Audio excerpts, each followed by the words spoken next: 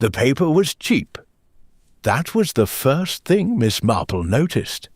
Not the name at the bottom, not the careful phrasing, not even the unusual fact of a personal apology being printed at all in the St. Mary Mead parish newsletter, wedged between the announcement of the autumn jumble sale and a brief notice about the church roof fund. The paper was cheap, the ink slightly smeared along the left margin where the newsletter had been folded, and the typeface was the same stolid, unimaginative Roman that old Mr. Pethwick had used on his printing press for 32 years without variation or complaint. The apology, in this case, belonged to someone else. She read it again. Miss Marple was sitting in her usual chair by the window, the one angle to catch the morning light, and, not incidentally, as she'd provide an unobstructed view of the lane, with her knitting basket open beside her and a cup of tea growing cold on the small table to her left. The newsletter had arrived with the Tuesday post, folded into thirds the way newsletters always were, and she had opened it with no particular expectation of anything beyond the jumble sale details, and perhaps some resolution to the Robinsons' planning dispute, which had been dragging on since August, with no sign of conclusion satisfactory to anyone. Instead, she had found this. To the residents of St. Mary Mead, and in particular to Mrs. Beatrice Poole of Fenwick Street, I write to offer my sincere and long overdue apology for the manner in which certain matters relating to the Poole family property were handled during my years of legal practice.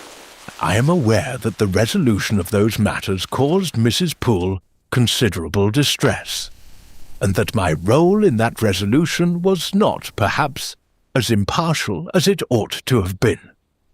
I offer this acknowledgment freely and without condition, and hope that it may go some small way toward repairing what was broken. I am sorry. Edmund Charles Hartwell, Croft Lane, St. Mary Mead. She read it a third time.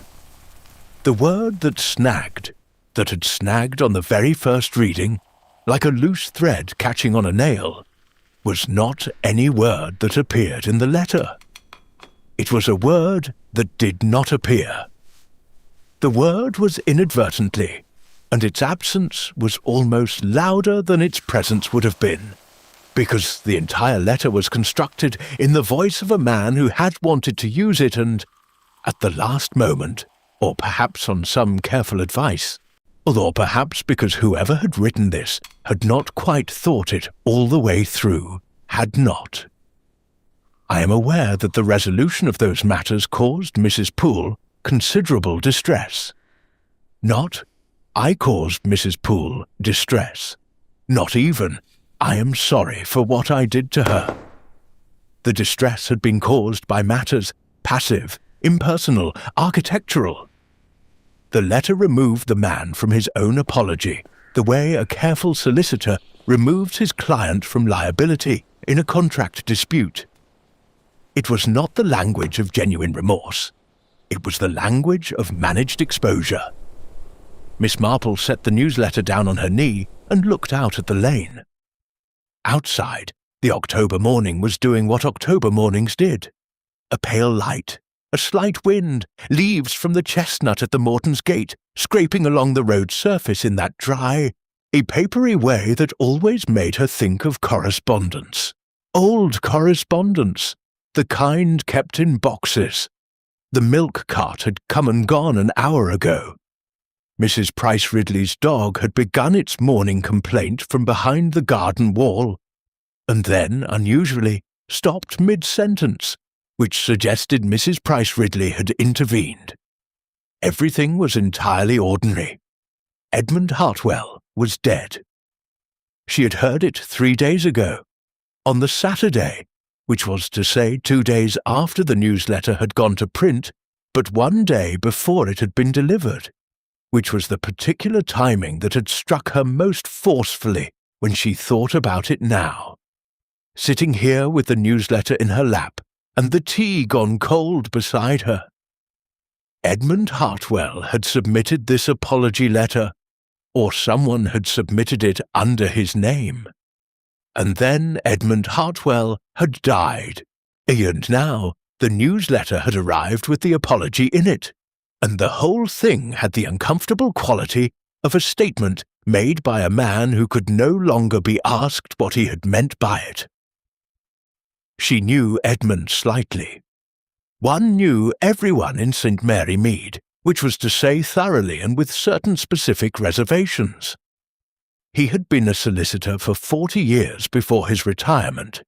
Careful, precise, the kind of man whose files were immaculate, whose letters were folded into exact thirds before posting, whose professional reputation had been built on an absolute consistency that bordered, some of his colleagues had felt, on the mechanical. His wife had died 11 years ago. His son Gerald lived with him now. In the large house on Croft Lane, Gerald and Gerald's wife Constance, a handsome, composed woman who managed the household with an efficiency the village found admirable, and a reserve it found slightly difficult to penetrate. Edmund had been 71. He had a history of cardiac trouble. Dr. Hargrove had signed the certificate on Friday morning. Heart failure in his sleep, entirely consistent with his age and his existing condition. These things happened. Miss Marple picked up the newsletter again. The language of the letter was wrong. That was what it came down to. Stripped of everything else, the circumstances, the timing, the printer's ink smeared on the left fold. She had once, years ago, watched Edmund Hartwell apologize. It had been at the church hall, and he had made an error in the booking that had caused the Women's Institute considerable inconvenience. And he had stood in the doorway and said, without preamble and without decoration, "I'm sorry. It was my mistake, and I'm sorry." 7 words, no passive construction, no careful management of culpability. Just the direct, blunt, slightly uncomfortable apology of a man who found remorse almost as unpleasant as wrongdoing, and expressed it as quickly as possible in order to be done with the business. I offer this acknowledgement freely and without condition. Edmund Hartwell had not written that sentence. She was as certain of it as she was of anything. Not legally certain, not provably certain, but certain in the way she was certain about a great many things that the law eventually caught up with, if one was patient. The question was, who had? And the question beneath that, the one that had been forming since she first read the letter an hour ago, and had not yet resolved itself into anything she could properly examine, was why. Why construct a public apology in a dead man's name? Why direct it at Beatrice Poole specifically, a quiet widow on Fenwick Street who had lived in St. Mary Mead for 30 years, without drawing particular attention to herself? Why publish it in the newsletter 3 days before Edmund died, or 3 days before Edmund was found dead, which was not quite the same thing, though Dr. Hargrove had treated it as such? She set the newsletter aside. She reached for her knitting, the blue cardigan, half finished, that she had been working on since September, and her needles began their familiar, steadying rhythm, click and pull, click and pull, and while her mind moved through what she knew about Beatrice Poole and Edmund Hartwell, and the particular quality of a letter written by someone who was not who they claimed to be. Beatrice Poole's husband had died in 1941. Arthur Poole, a quiet man, a market gardener who had left behind 3 acres of land on the Croft Lane side of the village, and a widow who had, by all accounts, struggled considerably in the years immediately following. The land had been sold during the war.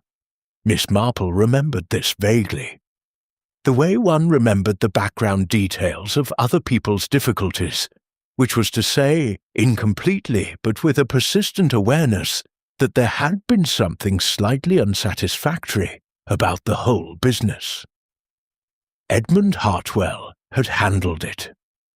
Edmund had handled a great many property matters in those years, and when solicitors were in short supply, and the wartime pressures on land sales were considerable, and a widow with 3 acres and no income had very limited options and very limited understanding of what her land was actually worth.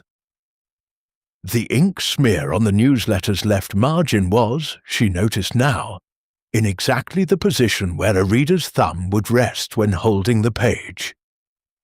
It would have been the first thing transferred to one's skin upon opening it. The first thing.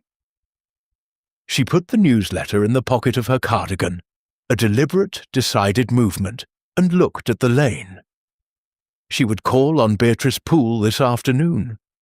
She would bring some of the Michaelmas daisy seedlings that needed dividing anyway, and that Mrs. Poole had once, at a garden society meeting, expressed an interest in. And there was nothing unusual about one village woman calling on another with seedlings in October. Nothing at all. And if the conversation happened to touch on Edmund Hartwell's apology, on the particular wording of it, on whether Edmund had spoken to her beforehand, on what exactly the Poole land matter had involved, and how it had been resolved, and whether anyone other than Beatrice herself had reason to want it publicly acknowledged, well, these things came up naturally in conversation. In Miss Marple's experience, they always did. She finished 2 more rows of the blue cardigan. The lane outside remained ordinary. The chestnut dropped another leaf. Somewhere on Croft Lane, which she could not quite see from this angle, but could orient to in her mind with the precision of a woman who had lived on the same street for many decades, of the Hartwell house sat with its upper windows dark, and its garden going over the way gardens did when the person who had cared for them was gone, and no one had yet decided what came next.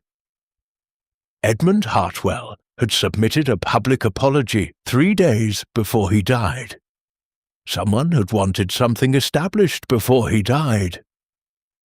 Some fact, some narrative, some direction for whatever investigation might follow.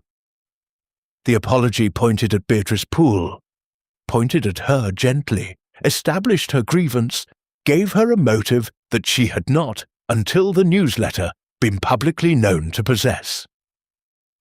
And now the newsletter had arrived, and Edmund was dead, and Beatrice Poole had a motive in print. Miss Marple's needles clicked steadily through another row. She would go this afternoon. Fenwick Street was 10 houses on each side. Terraced, irrespectable, without being comfortable.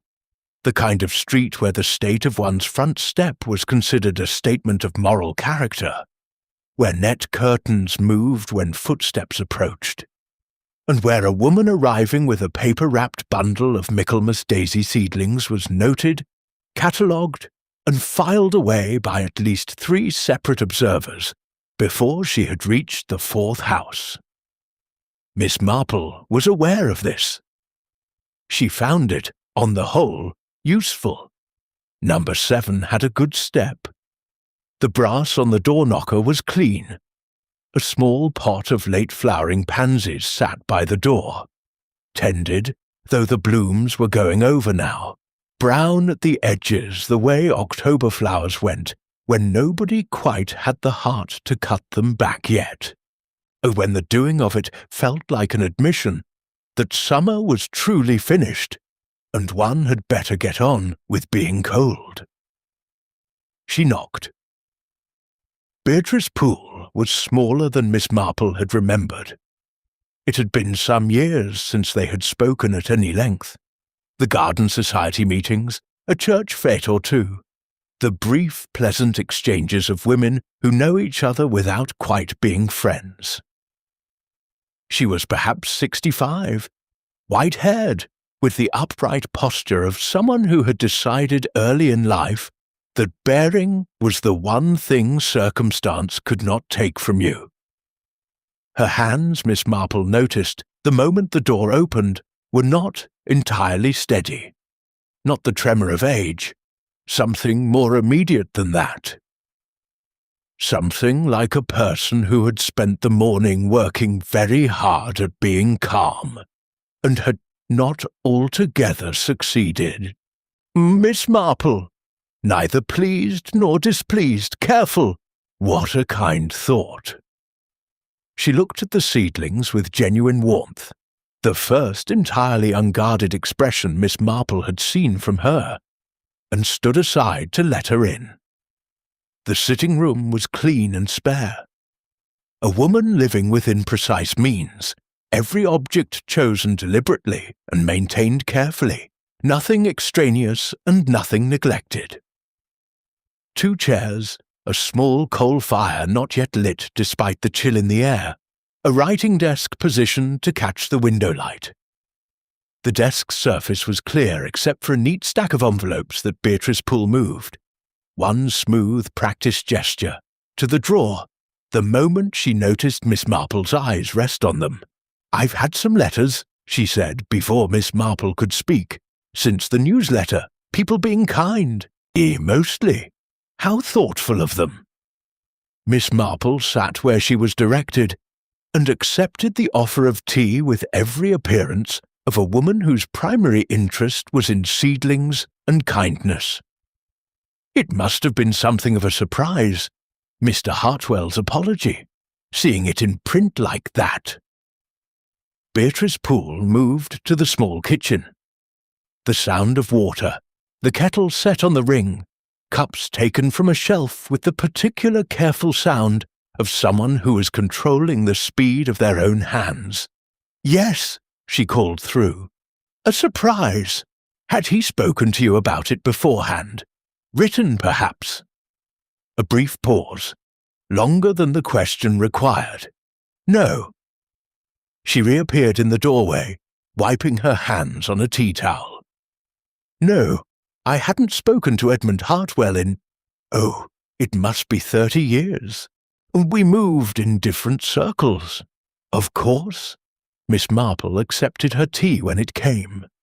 It was good tea, properly made, correctly steeped, the cup warmed first. A woman in genuine shock or distress did not make good tea. She made whatever came out of the pot and held the cup without tasting it. This tea had been made with attention, which meant Beatrice Poole was not in shock. She had been expecting something. Perhaps not this visit specifically, but something. Some approach, some inquiry, some consequence of the newsletter that had required her to decide in advance how she would behave when it arrived. "The property matter he mentioned," Miss Marple said. "Your husband's land, I assume? The Croft Lane acres?" Something moved across Beatrice Poole's face. Not quite pain, not quite anger, and the expression of a person touching an old injury to check whether it still hurt, and finding that it did. Arthur's family land, 3 acres, on the Croft Lane side. Edmund handled the sale after Arthur died. "I always thought—" She stopped, set her cup down, began again, more carefully. "There were questions about the price, whether we received full value. These things are difficult to prove, and Edmund was a solicitor, and I was a widow, and it was wartime. One didn't pursue these things in wartime." "No," said Miss Marple, "one didn't. I made inquiries, years later, when I had more time and more understanding of what one could do. But the paperwork was old, and Edmund was still practicing, and—" She lifted one hand slightly, set it down again. "Nothing came of it." Miss Marple nodded, as though this were entirely satisfactory, and asked about the pansies. She walked home the long way, past the post office, where Mrs. Crail, the new postmistress, was turning the sign from closed to open with the slightly self-conscious air of someone still learning the rhythms of a new posting, and past the church, where the scaffolding on the north transept indicated that the roof fund had finally reached its target, and past the end of Croft Lane itself, where the lane curved just enough that the Hartwell house became visible at the far end, its upper windows dark, its garden going over. Constance Hartwell was in the drawing-room window. Miss Marple did not stop. Stopping would have been noticed, and noticed things changed their shape. But she slowed, easing the way of an elderly woman who found the slight incline of Croft Lane occasionally taxing.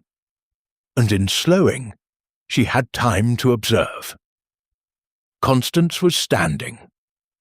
Not sitting, not moving through the room on some domestic errand, but standing at the glass with one hand pressed flat against it, and her face turned toward the garden or the lane, or simply outward, toward the world perhaps, which had just shifted considerably in its arrangements and needed looking at. Her expression was not grief, not relief precisely either. Something held very carefully still, the way water held still in a glass when you were carrying it across a room, and could not afford to spill it, and so moved with a particular focused deliberateness that was not calm, but was performing calm, which was an entirely different thing. Miss Marple walked on.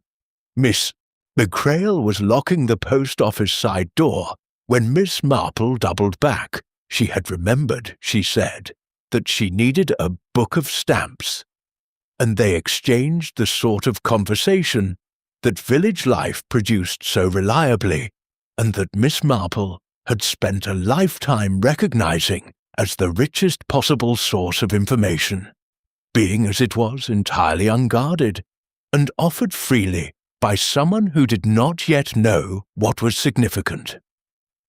Yes, terrible about Mr. Hartwell. Yes, the family were managing, or appearing to, which in Constance's case was probably the same thing. And had Miss Marple heard, Mrs. Crail lowered her voice with the instinct of someone new to a village but already absorbing its habits, about the letters. Miss Marple had not heard. She listened. 4 letters, posted within the village. This was the part that had struck Mrs. Crail as peculiar. First-class stamp, arriving at the Hartwell house on Wednesday through Saturday of the week following Edmund's death. All addressed to Edmund Hartwell himself. All opened by Constance, who had then telephoned the police on the Saturday to report what she described as harassment from an unknown person with a grudge against her late father-in-law. The letters apparently all began with the same phrase, though Mrs. Crail did not know precisely what it was. She had this from young Thomas Briggs, who helped with the Tuesday and Thursday sorting, and who had mentioned it in passing. Thomas Briggs, Miss Marple repeated. The Briggs boy from Meadow End? That's the one. 16, very reliable. Does the Tuesday and Thursday sort, regular as anything. His mother's cousin is Mrs. E. Crail's neighbour's sister. That was how he came to the position. Mrs. Crail offered this genealogical detail with the satisfied air of someone who has successfully mapped a new territory. How very useful to have someone reliable, said Miss Marple warmly, took her stamps, and went home. She found, arriving back at her cottage, that her tea had gone cold on the table, her knitting had slipped from the basket to the floor, and the newsletter was still in her cardigan pocket, with the apology letter facing outward. The ink on the left margin darker now, from contact with the wool. She stood in her sitting room and thought about contradictions. Gerald Hartwell had told the vicar she had this through the usual chain, which in this instance ran from the vicar to Mrs. Price Ridley, to Mrs. Price Ridley's cook, to the butcher's boy, to herself, or a chain of perhaps 14 hours from source to recipient, that his father had visited Beatrice Poole last spring, had gone to Fenwick Street, knocked at the door, been turned away without conversation, which had apparently led, after some months of consideration, to the written apology as the only avenue remaining open to a man who wanted to make something right and had been refused the opportunity to do it in person. Beatrice Poole had said she had not spoken to Edmund Hartwell in 30 years. One of them was wrong. Miss Marple picked up her knitting from the floor, smoothed it, and set it on the arm of her chair. She stood at the window and looked at the lane, the ordinary width of it, the familiar slight curve, the chestnut dropping its leaves one at a time in the wind. Gerald could be wrong, misremembering, or repeating something his father had told him that was itself mistaken, or confused about which spring, which door, which visit. People were wrong about these things without any particular intention to deceive. Or Beatrice Poole could be wrong, or rather not wrong, because she had not hesitated, had not qualified, had not offered the small verbal cushioning that came with genuine uncertainty. I hadn't spoken to Edmund Hartwell in 30 years, said cleanly, without the hedge of I think or as far as I recall, said like a woman repeating something she had decided before the question was asked, which meant she had expected the question, had prepared for it, had decided exactly what her answer would be before Miss Marple had sat down in that spare, careful sitting room with her seedlings and her cup of properly made tea, as one of them was wrong. And if it was Beatrice, if Edmund had in fact come to her door last spring, had in fact been turned away, then Beatrice Poole had a reason to lie about it, which meant she had something to conceal, which meant the letter in the newsletter had done exactly what someone had designed it to do. It had given a quiet widow on Fenwick Street a public motive. The lane outside was empty now. The wind had died. The chestnut was still. In the particular silence of a Tuesday morning in October in St. Mary Mead, Miss Marple stood at her window and thought about the difference between a woman who was guilty and a woman who was frightened. Because those were not the same thing, and the hands that had moved the envelopes to the drawer, the tea that had been made with such careful attention, and the answer prepared before the question arrived, those could belong to either. She needed to know which. She picked up her knitting. The funeral was Thursday. The funeral was small, which was perhaps the saddest thing about it. Not the death itself. Death at 71, with a cardiac history, was not precisely a surprise, and Miss Marple had lived long enough to know that surprise and sadness were not the same currency. No, what made her chest do that particular tightening thing, the thing she never quite had a word for, was the smallness of the gathering. 30 people, perhaps. 30 people to account for 71 years of a man's presence on the earth. The church could hold 200. The empty pews did not go unnoticed, at least not by Miss Marple, who noticed everything and said nothing and sat near the back in her good grey coat with her hands folded in her lap and her eyes moving, gently, always gently, from face to face. Edmund Hartwell had outlived most of his friends. That happened. It happened to people who lived carefully and worked hard, and did not, perhaps, invest quite enough of themselves in the softer things, in friendships maintained across distance, in the small, unnecessary kindnesses that kept people close over decades. Edmund had been precise. Precise men sometimes found, at the end, that precision had kept the world at a certain manageable arm's length, and the world had gradually, without malice, reciprocated. Gerald and Constance sat in the front pew. Gerald first. He was tall, taller than his father had been, with Edmund's precise features softened by something that might have been sensitivity, or might have been weakness. And Miss Marple had not yet decided which. His hands rested on his knees, and they shook. Not dramatically, not the shaking of a man making a scene, but a fine, sustained tremor that she could see quite clearly from 7 rows back, and that told her something important, which was that Gerald Hartwell had not slept. Not last night, and probably not the night before. The shake of a man running on something other than rest, something colder and less sustaining. Grief could do that. So could guilt. So could both at once, which was perhaps the worst of the available options. Constance sat beside him and did not shake at all.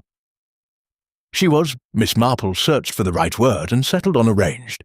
Constance Hartwell was arranged. Her black coat was correct, the fabric good without being ostentatious, the cut appropriate to a daughter-in-law rather than a wife, which was a distinction that not everyone would have made, but that Constance had clearly considered. Her posture was correct.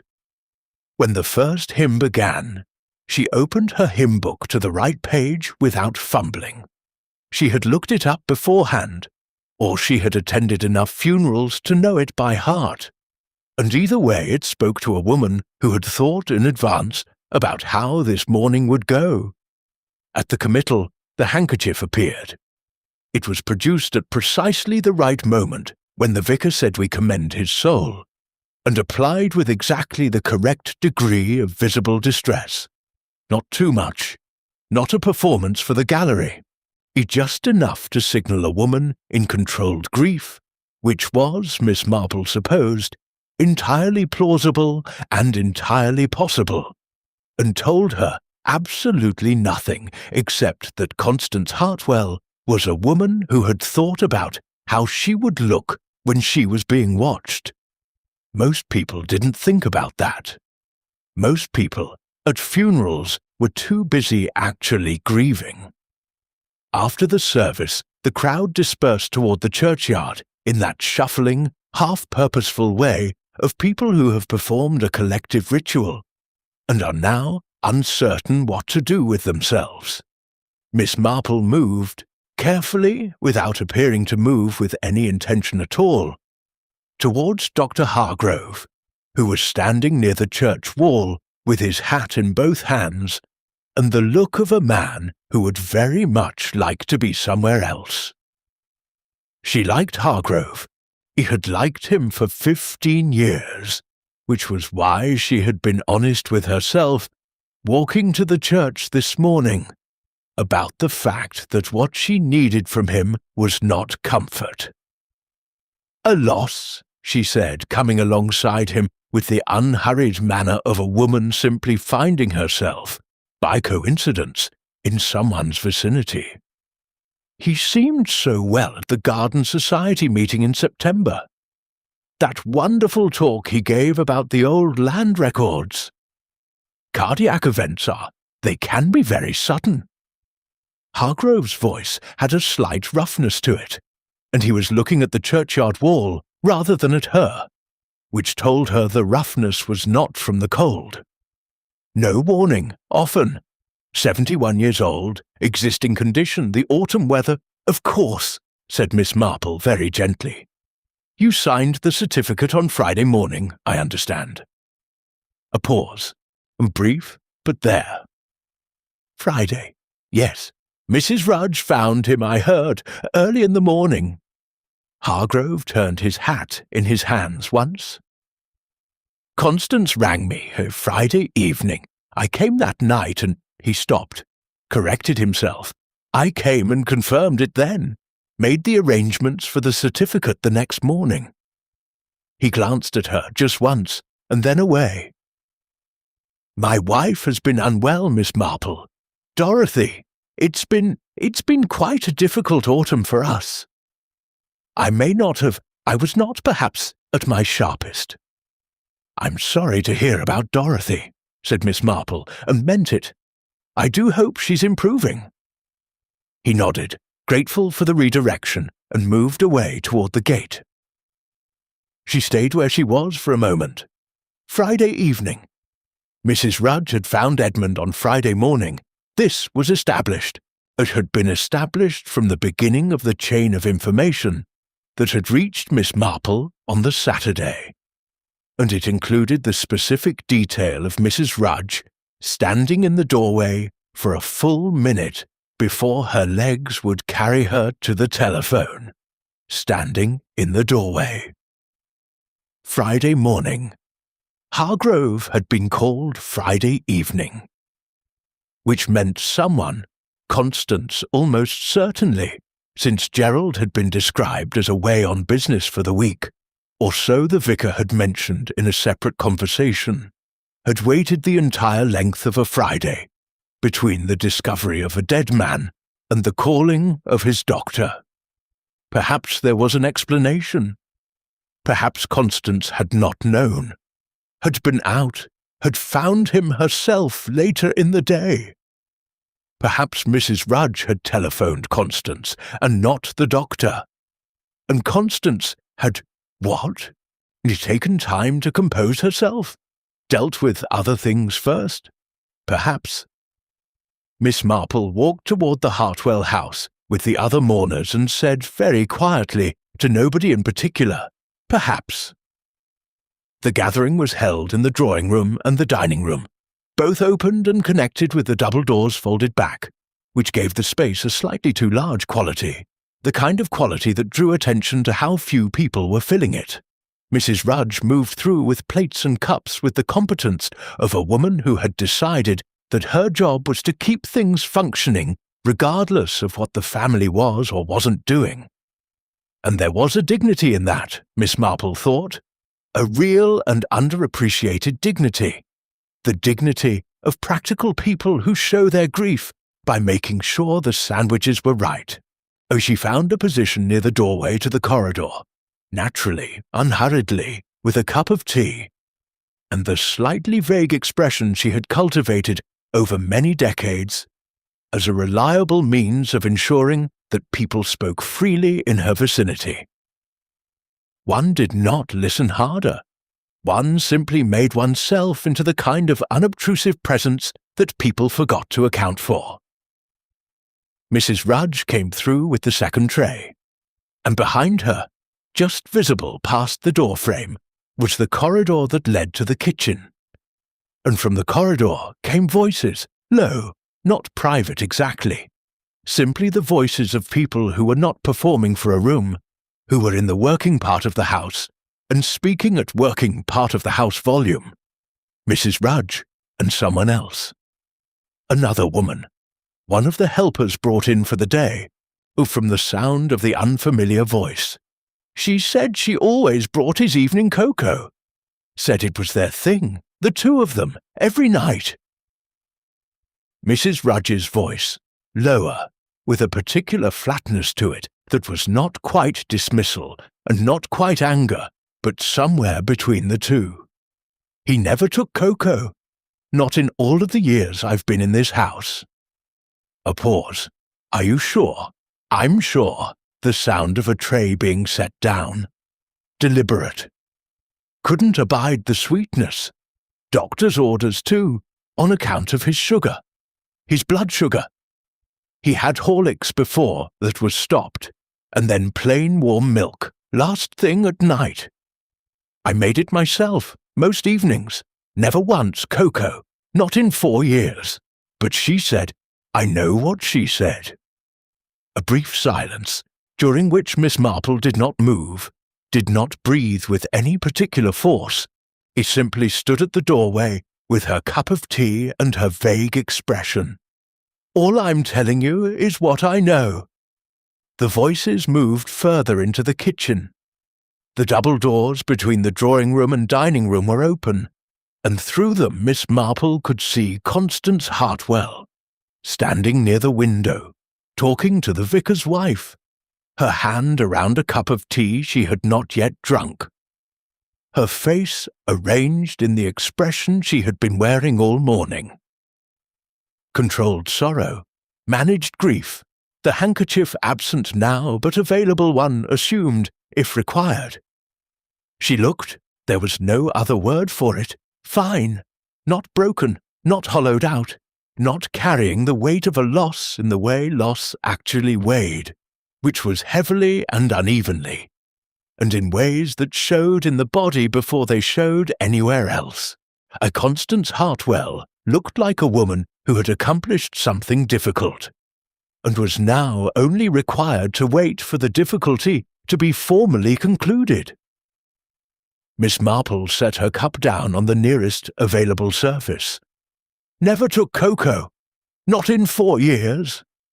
The sitting room of a man who is dead is a very particular place.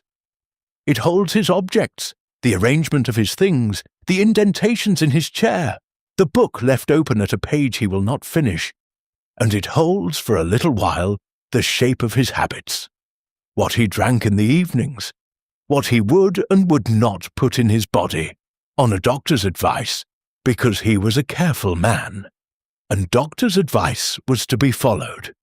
Edmund Hartwell had been diabetic since, she thought, 1948 or thereabouts, but she would verify. He had been under dietary restrictions, and he had drunk warm milk in the evenings prepared by his housekeeper, in 4 years never once replaced by cocoa. And Constance had described the cocoa so specifically. The ritual of it. Their time, Edmund and Constance, sitting in the drawing-room, the cocoa, the conversation about small things, the garden, the village.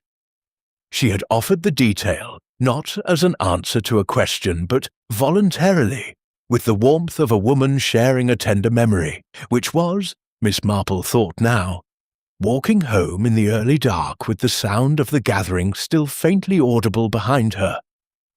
The warmth of a woman who had prepared that memory in advance, and was offering it because it served a purpose.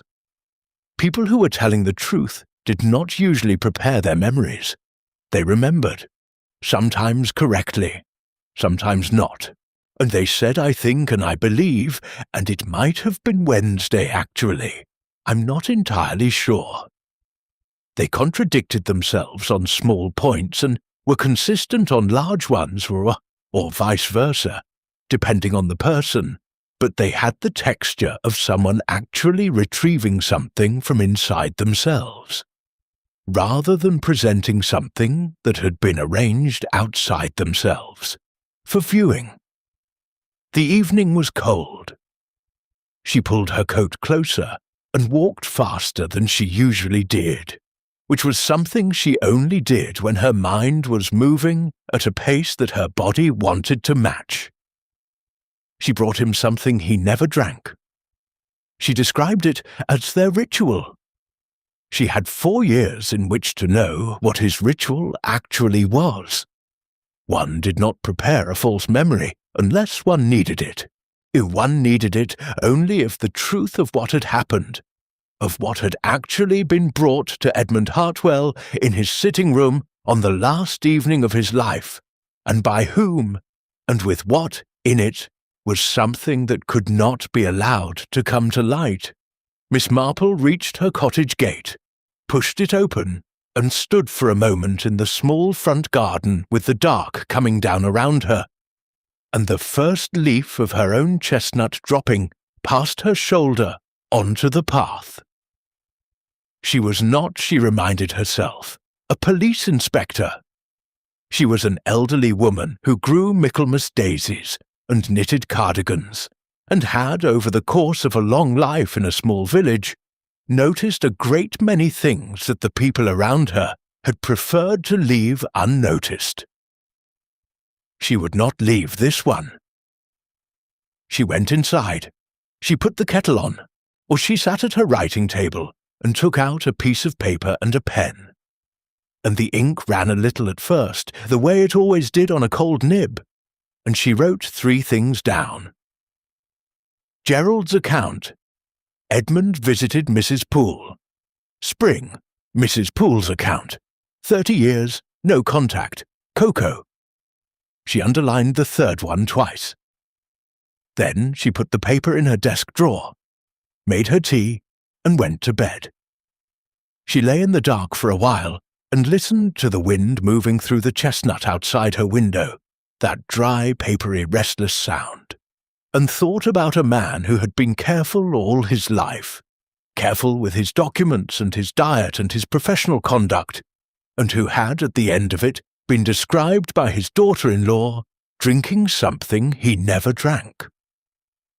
She thought about that for a long time. If she went to Inspector Slack on Friday morning, and he was, as he always was, slightly too busy to be properly attentive. This was not personal, or rather, it was personal, but it was also simply Slack, who had been slightly too busy to be properly attentive for as long as Miss Marple had known him, which was going on 20 years now. He had a way of listening that involved his eyes moving periodically to the papers on his desk, as though the papers might suddenly become more interesting than whatever was being said to him, and a way of sitting back in his chair that communicated, without any particular rudeness, that he had already decided the outcome of the conversation before it had properly begun. Miss Marple had learned, over 20 years, not to find this discouraging. As she sat down without being invited, the chair across from his desk, the one with the slightly uneven leg that rocked if you weren't careful, and folded her hands on the handle of her bag and said simply, "I should like to talk to you about Edmund Hartwell." Slack looked up from his papers. Miss Marple. "The letters," she said. "The ones that arrived at the Hartwell house this past week. Posted within the village, addressed to a dead man. You've been informed about them, I assume. Constance Hartwell rang the station on Saturday. We're aware of the letters."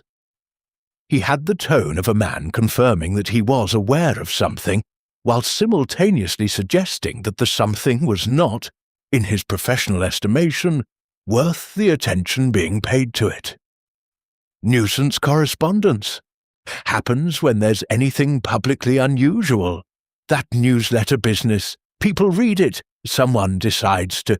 They were posted before Mr. Hartwell died. The chair came forward.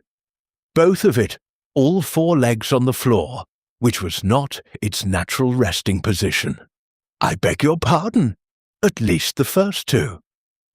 She kept her voice even, patient, the voice she used when she was explaining something that mattered and needed to be explained without the urgency she actually felt leaking into it and making the other person defensive. They arrived Wednesday and Thursday of this week. First class, posted within the village, collected from the Croft Lane box. The last Tuesday collection goes at 4 in the afternoon. Mr. Hartwell died Friday morning, which means they were posted while he was still alive." Slack said it slowly, working it out. And she was grateful he had the honesty to work it out aloud, rather than pretending he'd seen it immediately. "You're saying someone posted letters to a man's address, in anticipation of before he died?" "Yes," she paused. "Let it sit. Someone wrote those letters and stamped them, and posted them knowing, or expecting, or planning, that by the time they arrived, Edmund Hartwell would no longer be alive to open them." The office was quiet for a moment. Outside in the corridor, someone walked past with heavy shoes on the linoleum, and a telephone rang twice and stopped, and the ordinary sounds of a police station going about its morning continued without any awareness that something had just shifted in the small room with the uneven chair. Slack looked at his papers and then at her, and then at his papers again, That's a serious suggestion, Miss Marple. Yes, she said, it is. You understand what that would imply, if I understand perfectly. She stood, because she had said what she had come to say, and Slack did better with information when he was left to work on it alone rather than being watched while he did so. I thought you should know. There's also a young man, Thomas Briggs, the postman's apprentice, Meadow End Road, who may have seen something worth hearing about. I mention it in case it proves useful. She left before he could tell her it wouldn't.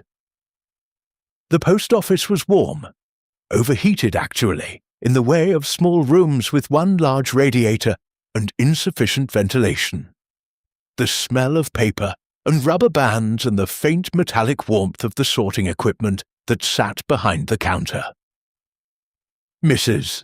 O'Crail looked up when the bell above the door announced Miss Marple, and produced the particular smile of a woman who was pleased to see someone, and also hoping to be of use, which was a combination Miss Marple had always found rather endearing. Miss Marple, more stamps? Not today. She approached the counter and rested both hands on it in the comfortable manner of someone who had no particular hurry and was simply having a conversation. I wondered if I might ask you something about the Hartwell letters, the ones that arrived this week. Mrs. Crail's expression shifted, not to wariness exactly, but to the slight adjustment of a woman who was new enough to the village to still be working out which conversations it was and wasn't appropriate to have. I've already spoken to the constable about those. Of course, I shan't ask you to repeat anything official. Miss Marple smiled. The smile that said clearly and sincerely that she was simply an old woman with a curious nature, and absolutely no ulterior purpose, which was the smile she had spent the longest perfecting. I was more interested in Thomas Briggs. You mentioned him the other day. You said he'd noticed something about the letters. Mrs. Crail relaxed. Marginally, but enough. He did mention something, yes. Only in passing. You know how boys are. They notice things, and then don't quite know what to do with what they've noticed, so they say it sideways, if you know what I mean. Miss Marple knew exactly what she meant. He said there was something about the handwriting, Mrs. Crail continued, lowering her voice the way people lowered their voices in post offices, which was a habit without a logical basis, but was universal. And that he'd seen, well, you'd better ask him yourself, I think. He'll be at his aunt's this afternoon. She's the one on Meadow End Road, number 14, the one with the green gate. Number 14 had a green gate that needed painting, and a front garden that had given up entirely in favour of grass. And on the low wall that divided the front garden from the pavement, Thomas Briggs was sitting with a biscuit tin balanced beside him on the brickwork, with the careful attention of someone who considered the tin to be of considerable personal importance, and was not going to let it fall just because an elderly lady was approaching. He was 16, thin and watchful, the watchful quality of a boy who had learned that adults found noticing things in young people somewhat inconvenient, and had therefore developed the habit of appearing not to notice while noticing everything. He looked at Miss Marple with the assessing expression of someone calculating whether she was the sort of adult who could be trusted with what he actually thought, or only with a polished, simplified version of it. She sat on the wall beside him. This required some effort. It was lower than it looked, and her knees were having one of their less cooperative days. But she managed it without making a production of it, and settled herself with her bag on her lap, and looked at the front garden in the companionable way of someone who had sat on walls before, and found them perfectly satisfactory places to be, and Thomas offered her a biscuit from the tin. She accepted. It was a digestive, slightly soft, which meant the tin had been opened before, but the biscuits had been guarded conscientiously, and there was something rather touching about that. "You do the Tuesday sort," she said conversationally, not looking at him. "At the post office?" "Yes, ma'am. Good work, that. Sorting's harder than people think. The handwriting alone." He said nothing, but she heard him shift slightly on the wall in the way of someone who had just been correctly seen, and wasn't entirely sure how to respond to it. "Last Tuesday," she said, "the Tuesday before Mr. Hartwell died. You'd have sorted whatever came in that morning." A pause, longer than it needed to be if the answer was simply no.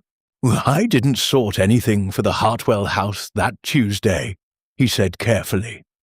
"But I saw Mr. Gerald posting letters. That Saturday, the Saturday before." Miss Marple did not move. She ate her biscuit and watched a sparrow land on the garden gate and leave again. "Go on, then," she said, as though she were not especially interested, as though it was simply the natural continuation of a perfectly ordinary conversation. Thomas looked at his tin, then at the garden gate, then, with the slightly defeated air of a boy who had been carrying something for a week and had finally found someone to put it down in front of, he talked. "Saturday morning, last Saturday, that'd be the Saturday before he died, the Friday after." The syntax came out tangled the way it did when someone was thinking faster than they were speaking, me assembling the sequence in real time. "I was on my bike, coming back from my aunt's, this aunt, here, down Croft Lane, and I saw Mr. Gerald at the post box on the corner, Croft Lane and Meadow End, the red box there. Yes, he had letters, a bundle of them, 4, 5, I couldn't count exactly because he was already putting them in when I came round the corner. Sealed and stamped. He pushed them in together, sort of." Thomas paused. His hands found the tin and held it without opening it. "One of them, one slipped back. When he pushed them in, one came partly back out the slot. He pushed it back in quick, but I was right there, on the bike, close enough to... I saw the handwriting on it." "What did you notice about the handwriting?" He turned to look at her then, directly, with the expression of someone who had been waiting for someone to ask the right question. "It wasn't his," he said. "Mr. Gerald's, I mean. I know his hand. I've sorted his letters before, and it goes, it's sloppy-like. Leans to the right. This was different, very neat, very upright, almost like print, but in pen. The ink was dark and the lines were straight, and each letter was careful-like. The way someone writes when they were taught to write proper, years ago, when penmanship was a thing that was taught." Miss Marple was quiet for a moment. The sparrow came back to the gate, considered it, left again. "And you hadn't seen handwriting like that before?" she said. "Not from that house, not in the sorting?" Thomas shook his head, then stopped shaking it. I'm not sure. It reminded me of something. From the sorting, like you said, but I couldn't place it exactly." He frowned, the frown of a boy with a good memory that was not quite producing what he was asking of it. "It was organized, that's the word. Organized handwriting. Like whoever wrote it had been trained to produce something that other people had to read, and they'd never let themselves get lazy about it. A legal secretary's hand." Miss Marple did not say this.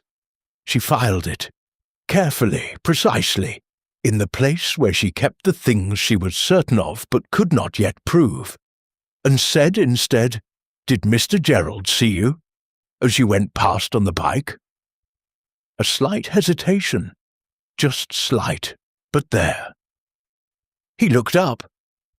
Thomas's voice was a little smaller now, when I came round the corner. He looked up and we sort of looked at each other for a second, and then I went past.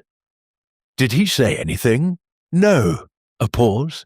He looked, I don't know, not angry, not scared exactly, more like he'd been caught doing something that wasn't wrong, but that he didn't want to have to explain. Thomas thought about this formulation, seemed satisfied with it. Like when you're eating the last biscuit from a tin that was supposed to be for sharing, and someone walks in. That kind of look. Miss Marple looked at the biscuit tin. Thomas caught her looking, and had the grace to produce a small, embarrassed smile. "You've been carrying this all week," she said gently. Not a question. An acknowledgement. The acknowledgement of a woman who understood the particular weight of something seen and not yet said. That's not comfortable, is it? Knowing something and not knowing quite what it means, and not knowing who to tell it to.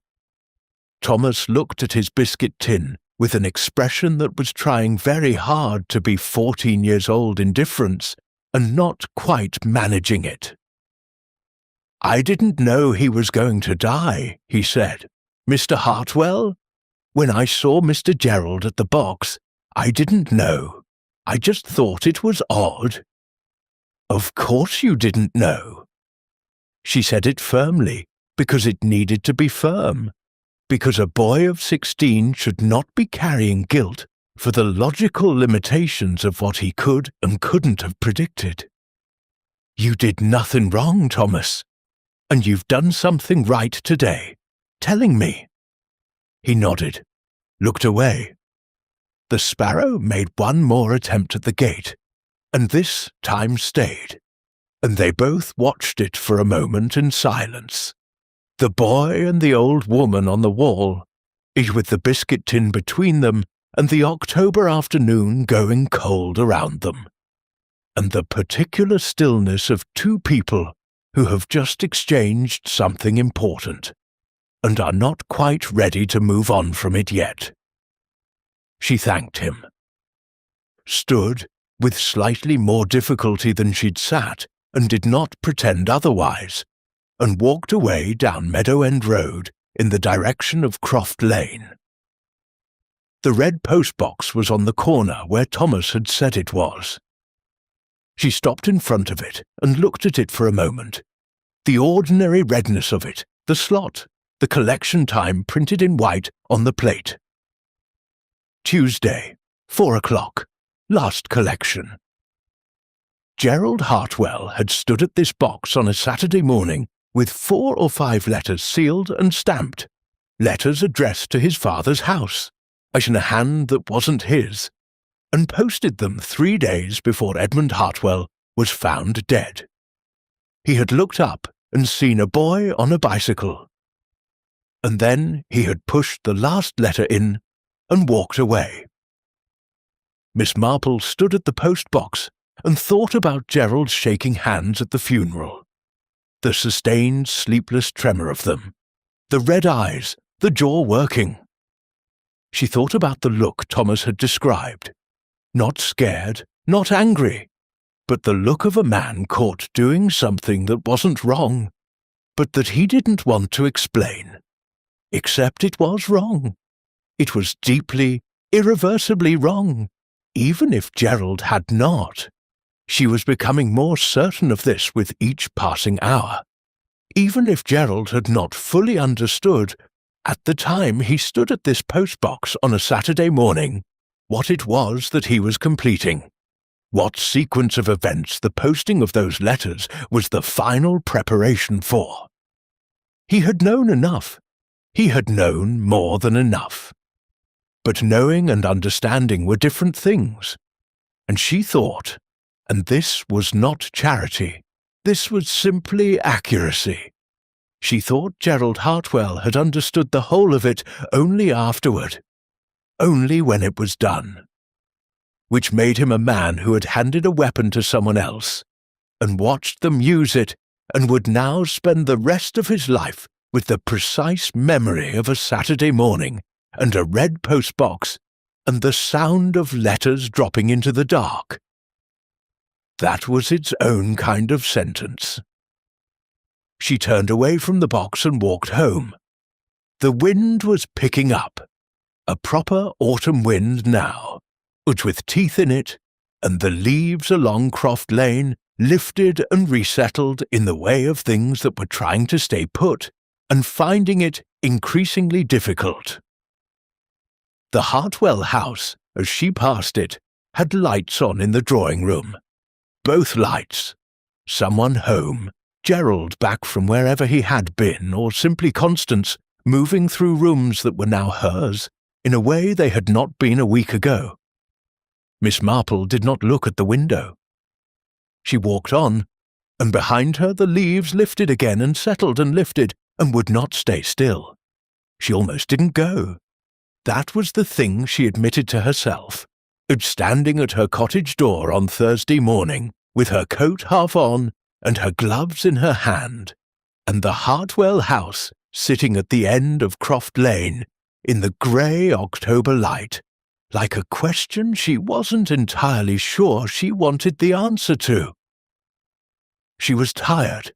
Her knees were worse than yesterday, the cold getting into them the way cold did at this time of year, the way it had been getting into them for the past decade, with increasing confidence, as though it had decided the knees were now its territory, and was simply establishing the fact. And there was a part of her, a small part, but honest, that would have preferred to stay in her chair with her knitting and her view of the lane, and let Inspector Slack do what Inspector Slack was theoretically employed to do. But Slack hadn't rung. And Mrs. Rudge's voice from the funeral corridor never took cocoa, not in all the years, had been in her head since Thursday, sitting at the back of everything like a guest who had arrived uninvited and showed no signs of leaving, and the only way to deal with a thing like that was to go toward it rather than away from it, which was a lesson Miss Marple had learned so many years ago that she could no longer remember learning it. She put her gloves on and went. The Hartwell house was the kind of house that announced itself, not through grandeur exactly, but through the particular confidence of a building that had been well maintained for a long time by people who considered its maintenance a matter of personal honour. The gate was iron, repainted every few years. The path was flagged, level, the gaps between the stones kept clear of moss. In the brass on the front door, a lion's head knocker, slightly heavy for the scale of the door, was polished. Mrs. Rudge answered. She looked at Miss Marple with the expression of a woman who had been expecting something and was relieved, in a complicated way, that the something had finally arrived. Not pleased exactly, but relieved. As though a thing had been held in suspension and was now going to be dealt with, one way or another. And the dealing was preferable to the waiting. Miss Marple, she stood aside. Mrs. Hartwell is in the drawing room. I won't impose for long, Miss Marple said, which was what one said in these situations, and which was not precisely a lie, simply a courtesy that both parties understood was not to be taken literally. Mrs. Rudge took her coat with a careful deliberateness, and in the half-second before she turned away to hang it, she looked at Miss Marple with a directness that was not quite a message, and not quite a plea, but was somewhere in the uncomfortable middle ground between the two. Then she turned and went down the corridor toward the kitchen, and Miss Marple went into the drawing room. Constance Hartwell was arranging flowers. Not because the flowers needed arranging. There were already two perfectly adequate arrangements on the mantelpiece and the side table, both of them recent, both of them the kind of arrangement that arrives from a florist in cellophane and requires no further attention. She was arranging a third, dahlias and late chrysanthemums in a low vase, her fingers moving through the stems with the focused, slightly unnecessary attention of someone who needed something to do with their hands. She looked up when Miss Marple came in, smiled, warmly, correctly, the smile of a woman who had decided that warmth was the appropriate register for this visit and was executing it with some skill. "Miss Marple, how kind of you to call. I won't stay long," Miss Marple said again, sitting in the chair she was directed toward, which was a comfortable chair, well placed, slightly too far from the window for good observation. She sat in it anyway, and arranged her bag on her lap and said, "I simply wanted to— Gerald isn't in. Away until tomorrow." Constance returned to the flowers. Her hands were steady. "Business in Barchester. He offered to cancel, but I told him there was no point. Things need to go on." A pause, brief, calibrated. "No, they do need to go on, don't they? People always say so, and I used to think it was a platitude. But now I think they're simply right." "I think they are too," said Miss Marple. She looked around the room while Constance's attention was on the flowers. The room was orderly, more orderly than a room in active grief usually was, where things were left where they had been set down, and arrangements lapsed, and the general managing of objects suffered from the general suffering of the people inside them. This room had been maintained. The surfaces were clear. The cushions were straight. The fire was properly set and had been properly lit, and was burning at exactly the right rate for the size of the room and the outdoor temperature. A room managed by someone who was continuing to manage. "You're keeping the house beautifully," Miss Marple said. In difficult circumstances, that takes real effort." Constance made a small, dismissive gesture with one hand, the gesture of a woman declining a compliment she had nevertheless noted and filed. It's what Edmund would have wanted. He liked things orderly. It's the least I can do for him now. He was fortunate to have you. Miss Marple said it simply, meaning it to land simply. Especially in these last years. The diabetes, the cardiac trouble, it's a great deal of daily management for a family. It was. Constance set a chrysanthemum into the vase and considered it. But one doesn't think of it as a burden when you care about someone. It becomes routine. The medications, the diet, the little rituals of it all. She paused, reset the chrysanthemum slightly to the left. His cocoa in the evenings, such a small thing, but he looked forward to it. Miss Marple said nothing. She said nothing in a very particular way, in the way of a woman who was absorbing information and giving no indication that the information was significant, which required a particular quality of stillness, a particular quality of mild, interested attention that neither encouraged nor discouraged, simply received. "It was our time," Constance continued, and now her voice had dropped, not with grief, Miss Marple thought, but with the concentration of a person reciting something they had memorized, something that needed to be delivered naturally, and was therefore requiring more effort than a naturally delivered thing should. The evenings. I'd bring his cocoa, and we'd sit and talk about. Oh, nothing important. The garden, the village, how the Robinsons' fence was leaning. A small, practiced smile. He said I made it better than anyone. The cocoa. He could always tell if I'd been busy, and Mrs. Rudge had made it instead. There it was. Miss Marple placed it, as carefully as Thomas had placed his description of the upright handwriting, as carefully as Mrs. Rudge had placed her flat certainty in the funeral corridor, placed it in the arrangement of everything she knew, and felt the whole structure shift slightly, the way a completed row of knitting shifted when you added the one stitch that had been missing, and the tension suddenly equalized across the whole piece.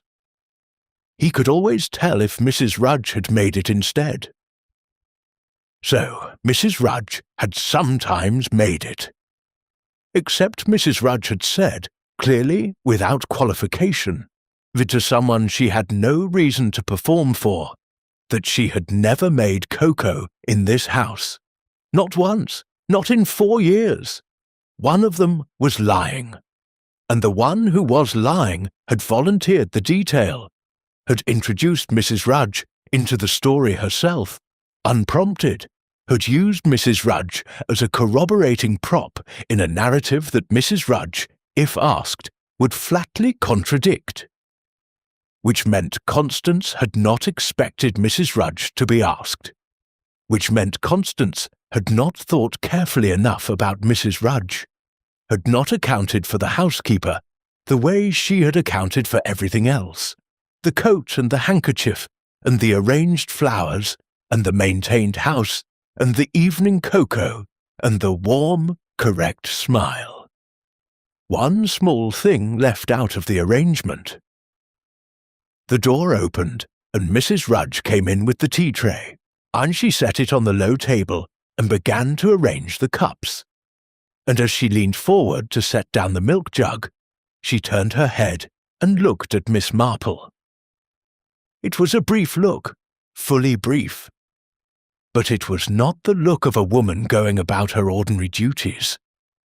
It was the look of a woman saying, without words, without any of the liability of words, I am still here, I know what I know, and I am watching to see what is done with it. Then she straightened, said, Shall I bring fresh hot water? In a voice of perfect professional neutrality, and when Constance said yes, she withdrew. Miss Marple poured her own tea. Constance sat down across from her, finally sat, the flowers apparently complete, and folded her hands in her lap. And there it was again, that stillness, the particular or chosen stillness that Miss Marple had noticed at the funeral, and noticed in the drawing-room window, and was noticing now, at close range, with the clarity of proximity. It was not the stillness of ease. It was not the stillness of exhaustion. It was the stillness of a woman who had calculated that stillness was what was required, and was executing it with the full force of her will. Most people were still sometimes. They were still when they were relaxed, or when they were listening, or when they were thinking about something distant. Constance was still the way a locked door was still, because something was being held in place. You'll let me know, Miss Marple said, setting down her cup, if there's anything I can do, errands, anything practical. In times like these, the practical things pile up in ways one doesn't anticipate. You're very kind. Constance's smile was warm, genuine seeming, the kind of smile that would have been entirely convincing to anyone who hadn't spent 70-plus years watching people perform the feelings they wished to be believed to have. I think we'll manage. We always have. We always have. Miss Marple collected her bag. Rose, again the knees, again the slight ungainliness of it, which she did not bother to disguise because disguising physical difficulty was a vanity she had given up pragmatically at around 72. She said her goodbyes. She thanked Constance for the tea.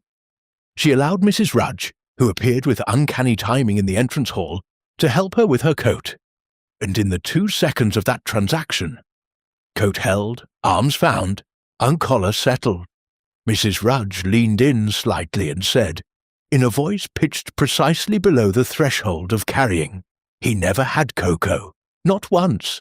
I'd like someone to know that properly, not just in a corridor. Miss Marple looked at her. Mrs. Rudge's face was the face of a woman who had worked in other people's houses for 30 years, and had learned which things to say and to whom, and at what volume, and who had decided, this once, that the volume needed to be slightly higher than usual. "Someone does know it properly," Miss Marple said quietly. "I promise you that." She went down the path and through the iron gate, and behind her she heard it close. A small, rural, definite sound, metal on metal. And she walked back down Croft Lane with the wind at her back now, pushing her gently forward, Ian Constance Hartwell's stillness following her in a way she could not entirely account for, but could not entirely shake. He could always tell if Mrs. Rudge had made it instead. The lie was in the detail. It was always in the detail. That was the thing about people who lied carefully, who constructed their untruths with the same attention a good craftsperson brought to a piece of work. They were so focused on the architecture of the lie, the plausible reasons, the emotional colour, the supporting elements, that they sometimes lost track of the smallest load-bearing piece. The piece that didn't need to be there at all. The piece they had added for verisimilitude, for warmth, for the human texture of a true story, not realizing that the piece contradicted something solid. Mrs. Rudge. Introduced as a witness to the Coco's existence, by the one person in the household who knew perfectly well that Mrs. Rudge was its most effective refutation. Miss Marple walked home. She made herself a proper lunch. She had been neglecting lunch this week, which was the sort of thing that happened when one's mind was occupied. And she ate it at her kitchen table and looked out at the garden, at the dahlias that still needed cutting back, and the bare patches where the bulbs weren't in yet, and the apple tree at the far end that was dropping its last fruit, small and brown and past their best, onto the grass below. A garden in October was an honest thing. It didn't pretend. Things had finished or they hadn't, and it was all there to see. And there was a simplicity in that, an uncomplicated truthfulness, that she found this week more than most rather restoring. She washed her plate, which she went to her writing table and took out the piece of paper she had written on after the funeral. The 3 items. She looked at them for a moment and then added a 4th, below the double-underlined Coco. Constance, Mrs. Rudge. One of them false, not Mrs. Rudge. She looked at that for a while. Then she wrote, underneath it in smaller letters, the words that had been forming since Thursday morning, and were now formed completely. She made it. She brought it. She knew what was in it. She put the pen down. Outside, the apple tree dropped another fruit onto the grass, and the sound of it, small, definite, the sound of something that had been holding on finally letting go, came through the window glass and into the quiet room. And Miss Marple sat with it for a moment before she reached, do with a steadiness she was glad to find she still had, for her telephone. She didn't sleep well. That was the honest truth of it. She had telephoned, and the telephone had not been answered, which was Slack being unavailable, or Slack being slack. And she had left a message with the desk constable, a young man who had written things down, with the effortful concentration of someone who was aware that what was being said mattered, but was not entirely sure why. And she had rung off and sat in her chair and tried to read and found that the words on the page were simply arrangements of letters, that her eyes moved across without any of the meaning reaching the part of her that usually received meaning from words on a page. She had gone to bed at 10. She had lain there, the wind in the chestnut again, and the familiar restless sound of it. And her mind had done what minds did when they had nearly completed something and knew they had nearly completed it but hadn't quite got to the end. It had gone around, not in circles exactly, more like a needle on a piece of knitting that kept returning to the same dropped stitch, checking it, not yet ready to pick it up, circling back. Gerald at the post-box, Constance and the flowers, Mrs. Rudge in the corridor, the cocoa that was never made, the apology letter and its lawyerly passives, and the word inadvertently that hadn't been there and had been louder for its absence. She had slept eventually. Not well, but eventually. By 6:30 she was up, because lying in bed pretending to rest when one was not resting was, in her experience, simply a way of being tired in a horizontal position, which had nothing to recommend it over being tired in a vertical one, and at least having the garden to look at. The garden in the early morning was a different thing from the garden in the afternoon. In the afternoon, it was practical. Things to be done, tasks assessed and begun and left half-finished and returned to. But in the early morning, in the grey October light before the sun had done much about itself, it was simply there, patient, waiting. The dahlias still hadn't been cut back, and she still hadn't got the bulbs in, and the apple tree had dropped 3 more fruits overnight, which she could see from the kitchen window while she waited for the kettle, small brown shapes on the wet grass. And the whole of it, the whole tired end-of-season garden, had a quality of things winding down, with quiet dignity that she found, this particular morning, almost unbearably companionable. She took her tea outside. She didn't usually do this in October. Her hips disapproved and the cold got into the knees within minutes, and there was no sensible reason for it. But this morning she wanted the air, the real air, the outside air that smelled of wet leaves and turned earth, and the distant wood smoke from somebody's chimney.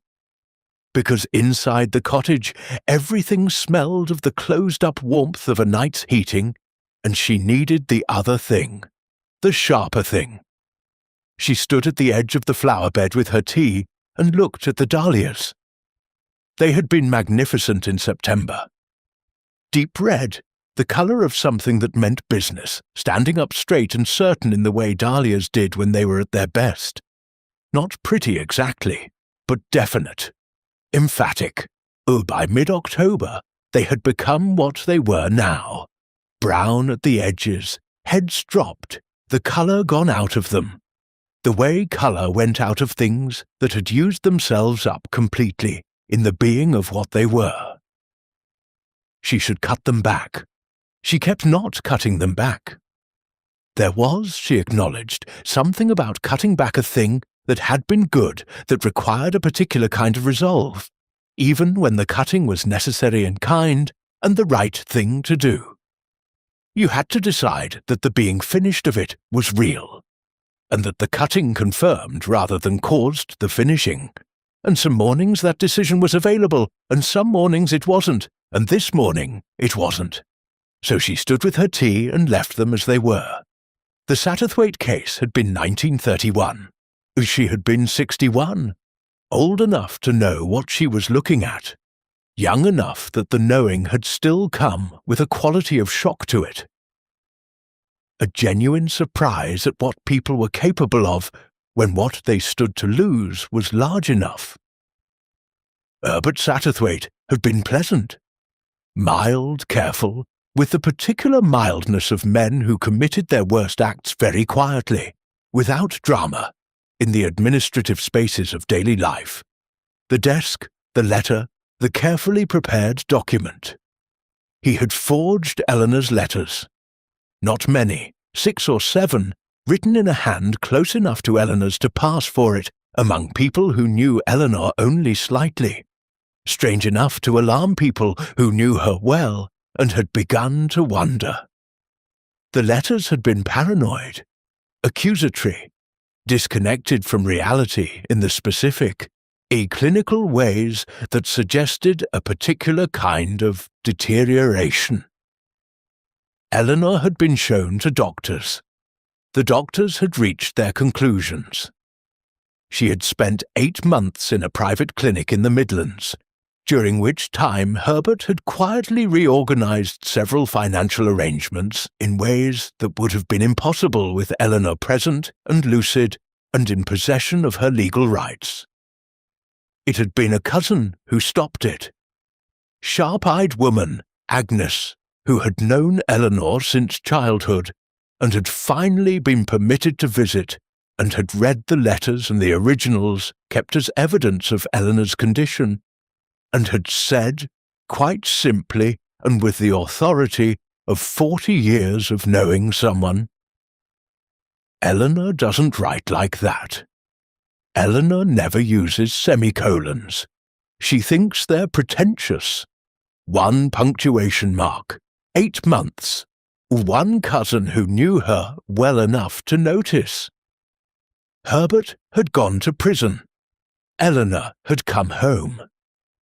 She had never quite recovered, not fully, not in the way that meant she was the same person she had been before, because you couldn't spend 8 months being told you were mad without some part of you beginning to wonder, and that wondering didn't entirely stop when the reason for it was removed. Miss Marple set her tea down on the garden wall and clipped a dead dahlia head. The parallel was not exact. It never was.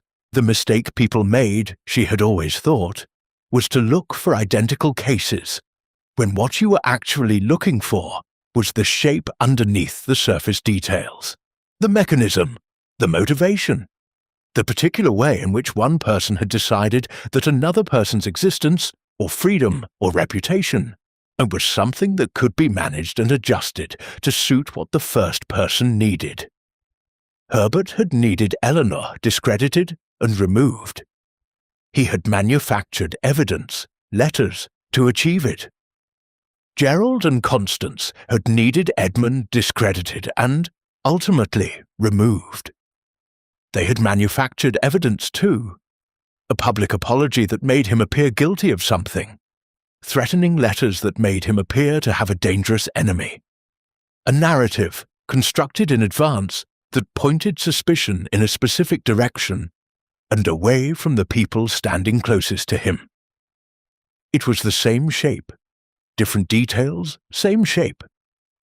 What had taken her longer than it should have, she admitted this to herself without particular mercy, standing in the cold garden with a dead dahlia head in her gloved hand, was separating Gerald's part from Constance's, because they were not the same part, and treating them as though they were had muddied the water for several days.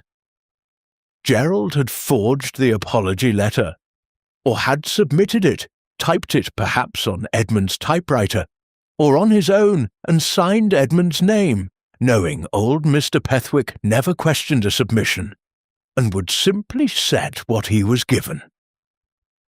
Gerald had gone to the red postbox on the corner of Croft Lane and Meadow End Road on a Saturday morning, with 4 sealed stamped envelopes in a hand that wasn't his, and posted them with the particular efficiency of a man completing a task he had not allowed himself to think too carefully about. Gerald had wept at the funeral. She had seen it, the red eyes, and the jaw working, the fine tremor of hands that had not slept. She had seen the look Thomas described, not scared, not angry, the look of a man caught doing something that wasn't wrong, except that it was, completely and irreversibly, wrong. Gerald had loved his father. She believed this. It was not incompatible with what he had done. Love and betrayal occupied the same space in human beings with a frequency that never stopped being astonishing in Miss Marple's experience. Gerald had been stealing from the estate for 3 years, which was a choice made possible only by a particular kind of mental compartmentalization, the ability to keep the love in one room and the theft in another, and not open both doors at the same time. And when Edmund had discovered the theft, when the careful, a precise solicitor's mind had turned its 40 years of professional attention to his own accounts and found what was there, Gerald had panicked. That was the word for it. Not calculated malice, not cold planning. Panic of the particularly dangerous kind that looked like planning, because it was being managed by a careful, intelligent person who had panicked and was trying to construct a way out. He had gone to Constance. Miss Marple was certain of this, in the way she was certain of things she hadn't directly witnessed, but that the evidence arranged itself around like negative space. Gerald had gone to Constance and told her what Edmund had found, and Constance, who was not panicking, and who was almost certainly not capable of the particular messy human response of panic, had looked at the situation with the cool assessment of a woman who managed things, and had decided what needed to be done. The apology letter was Gerald's idea, perhaps, or Constance's. It didn't matter. It was the kind of idea that could have come from either of them. The kind of lateral, administratively minded solution that comes to people who have spent their lives solving problems with documents. The cocoa was Constance's. This was what had taken her, what had taken Miss Marple, the longest to settle. Because the cocoa required a different quality of decision from the letters. The letters were preparatory, administrative. They created a narrative, a direction for suspicion, a paper trail pointing away. They were the kind of act that could be held at a slight moral distance. I didn't hurt anyone. I only arranged some papers. The cocoa was the act itself. Phenobarbital. She was working from inference here. She was not a doctor, but it was the most available and traceable to natural causes choice for a woman who had access to a household's medicine cabinet, and a sleeping husband who was 71 with cardiac trouble, and who would, if the dose was sufficient, simply not wake up.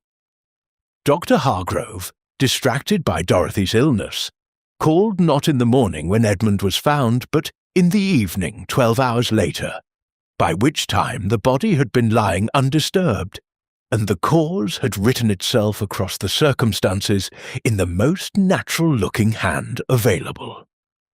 Heart failure. A man of his age. These things happened, and Constance had brought Edmund something to drink on the last evening of his life. Not cocoa. She didn't know enough about Edmund's actual habits to know that cocoa was wrong. Had grabbed for a domestic-sounding ritual without verifying it against 4 years of Mrs. Rudge's testimony. Warm milk, probably. That was what he actually drank. That was what Mrs. Rudge made. And Constance would have known this at some level, would have made the warm milk in Edmund's own kitchen, on his last evening, while Gerald was away on business that had been arranged, Miss Marple thought, quite deliberately. Gerald away, Constance alone with Edmund. Mrs. Rudge gone home at 7, as she always did on weeknights. The house empty of witnesses, and the warm milk brought to a 71-year-old man with a cardiac history who trusted his daughter-in-law because people trusted the people who lived with them, who brought them things in the evenings, who sat with them and talked about the garden and the village and the Robinsons' fence. Miss Marple stood in her garden and felt, and she would not try to find a different word for it, felt was the right word and she was going to use it, felt something that was not quite anger and not quite grief, and was perhaps the specific unhappiness of someone who had spent a long life watching people do terrible things to each other, and had never, despite the length of the watching, become accustomed to it. She didn't want to be accustomed to it. The day she became accustomed to it was the day she ought to stop, But she put the dead dahlia head in the garden wastebasket and stood up straight and looked at the apple tree at the far end, its bare branches, the last few fruits hanging on with the stubbornness of things not quite ready to let go, and thought about Edmund Hartwell, who had spent 40 years being precise and careful, and had spent his last weeks trying to be something else, trying to make right an old wrong before he ran out of time. He had run out of time, but not because of his heart. She went back inside when the cold became insistent rather than bracing, made fresh tea, and sat at her writing table and worked through the last piece, the piece she had been circling, the piece that was not yet settled. The handwriting. Thomas had described it. Organized, upright, trained. Legal secretary training. Constance's hand. Or something she was producing deliberately. The way a person who wrote in a particular professional register could, with some effort, produce a version of that register that was close to its original form. Not her everyday hand. People's everyday hands softened, relaxed, acquired the habits of speed and familiarity over years. But the trained hand was still in the muscle, still available, the way a thing learned carefully in youth remained available long after it had stopped being daily practice. Miss Marple had last seen Constance's handwriting on a note 3, perhaps 4 years ago. A brief thank you for something, plants from the garden, she thought, written on good notepaper in a hand that was clear and even and decidedly upright. She closed her eyes and looked at it in her memory. The hand Thomas had described. She opened her eyes. Yes, she was sure now. She was completely, and she recognized the weight of the word completely sure, not in the way of courts and evidence and the beyond reasonable doubt that the law required, but in the way of a woman who had spent a lifetime reading the small, involuntary texts that people wrote about themselves in the way they moved and spoke, and poured tea and arranged flowers and sat in chairs with their hands perfectly still. She needed one more thing from Slack. Or rather, she needed Slack to do one more thing, which was different from needing it from him. And then it could be done. The exhumation, the toxicology, the handwriting analysis on the letters, compared against a sample of Constance's writing that would not be difficult to obtain. And Thomas Briggs, who had seen Gerald at the postbox, and would say so clearly and without hesitation to anyone who asked him properly. She picked up the telephone. This time, Slack answered. Slack made her wait 20 minutes. She sat in the chair with the uneven leg. The same chair, the same slight rock if you shifted your weight to the left, which she had learned not to do. And she waited with the patience of a woman who had spent a very long life waiting for people to be ready for things they were not yet ready for, and who had learned that the waiting, done properly, was not wasted time, but simply time in a different mode. Observing mode. The constable at the front desk was young, newer than the one who had taken her message yesterday, younger even, and he was dealing with a woman who had lost a dog and was absolutely certain the dog had been stolen rather than simply having left. And he was doing it with a kindness that was rather better than his training probably required, and Miss Marple watched this and found it genuinely heartening. Small kindnesses. They mattered. They mattered in a way that was easy to lose sight of in a week like this one, when the larger and darker capacities of people had been rather comprehensively on display. Slack appeared at the door to his office, and looked at her with the expression he always wore when he had decided in advance to be patient, but was finding the decision more effortful than anticipated. "Miss Marple," she went in, she sat down. She did not wait for him to arrange himself, did not give him time to lean back in the chair and adopt the posture of a man already deciding, but said, immediately and clearly, with a directness she did not usually deploy in this office, because directness with Slack tended to make him defensive rather than receptive. I need you to listen to me for 10 minutes without interrupting. After that you may say whatever you like, and if you find it unconvincing, I will go home and say nothing more about it. 10 minutes, Slack blinked. That was an interruption, said Miss Marple pleasantly. Shall we start the 10 minutes again? He closed his mouth, opened it, closed it again, and then, with the slightly dazed expression of a man who had just discovered that the elderly woman sitting across from him had a quality he hadn't previously accounted for, he sat back and folded his arms and said, "Go on then." She talked. She laid it out, not as she had been assembling it, piece by piece, over days, the slow gathering of it, but as it actually was from the beginning, the whole shape of it presented in the order that made it most coherent, the way a case was supposed to be presented. Fact, fact, fact, inference, fact supporting inference, inference becoming conclusion. She was precise. She did not offer opinions where she had facts, and she did not dress facts as certainties where they were still inferences, because the quickest way to lose an intelligent man's attention, and Slack, whatever his limitations, it was not unintelligent, was to overstate, to give him something he could reasonably question, and let him question it until he missed the things he couldn't.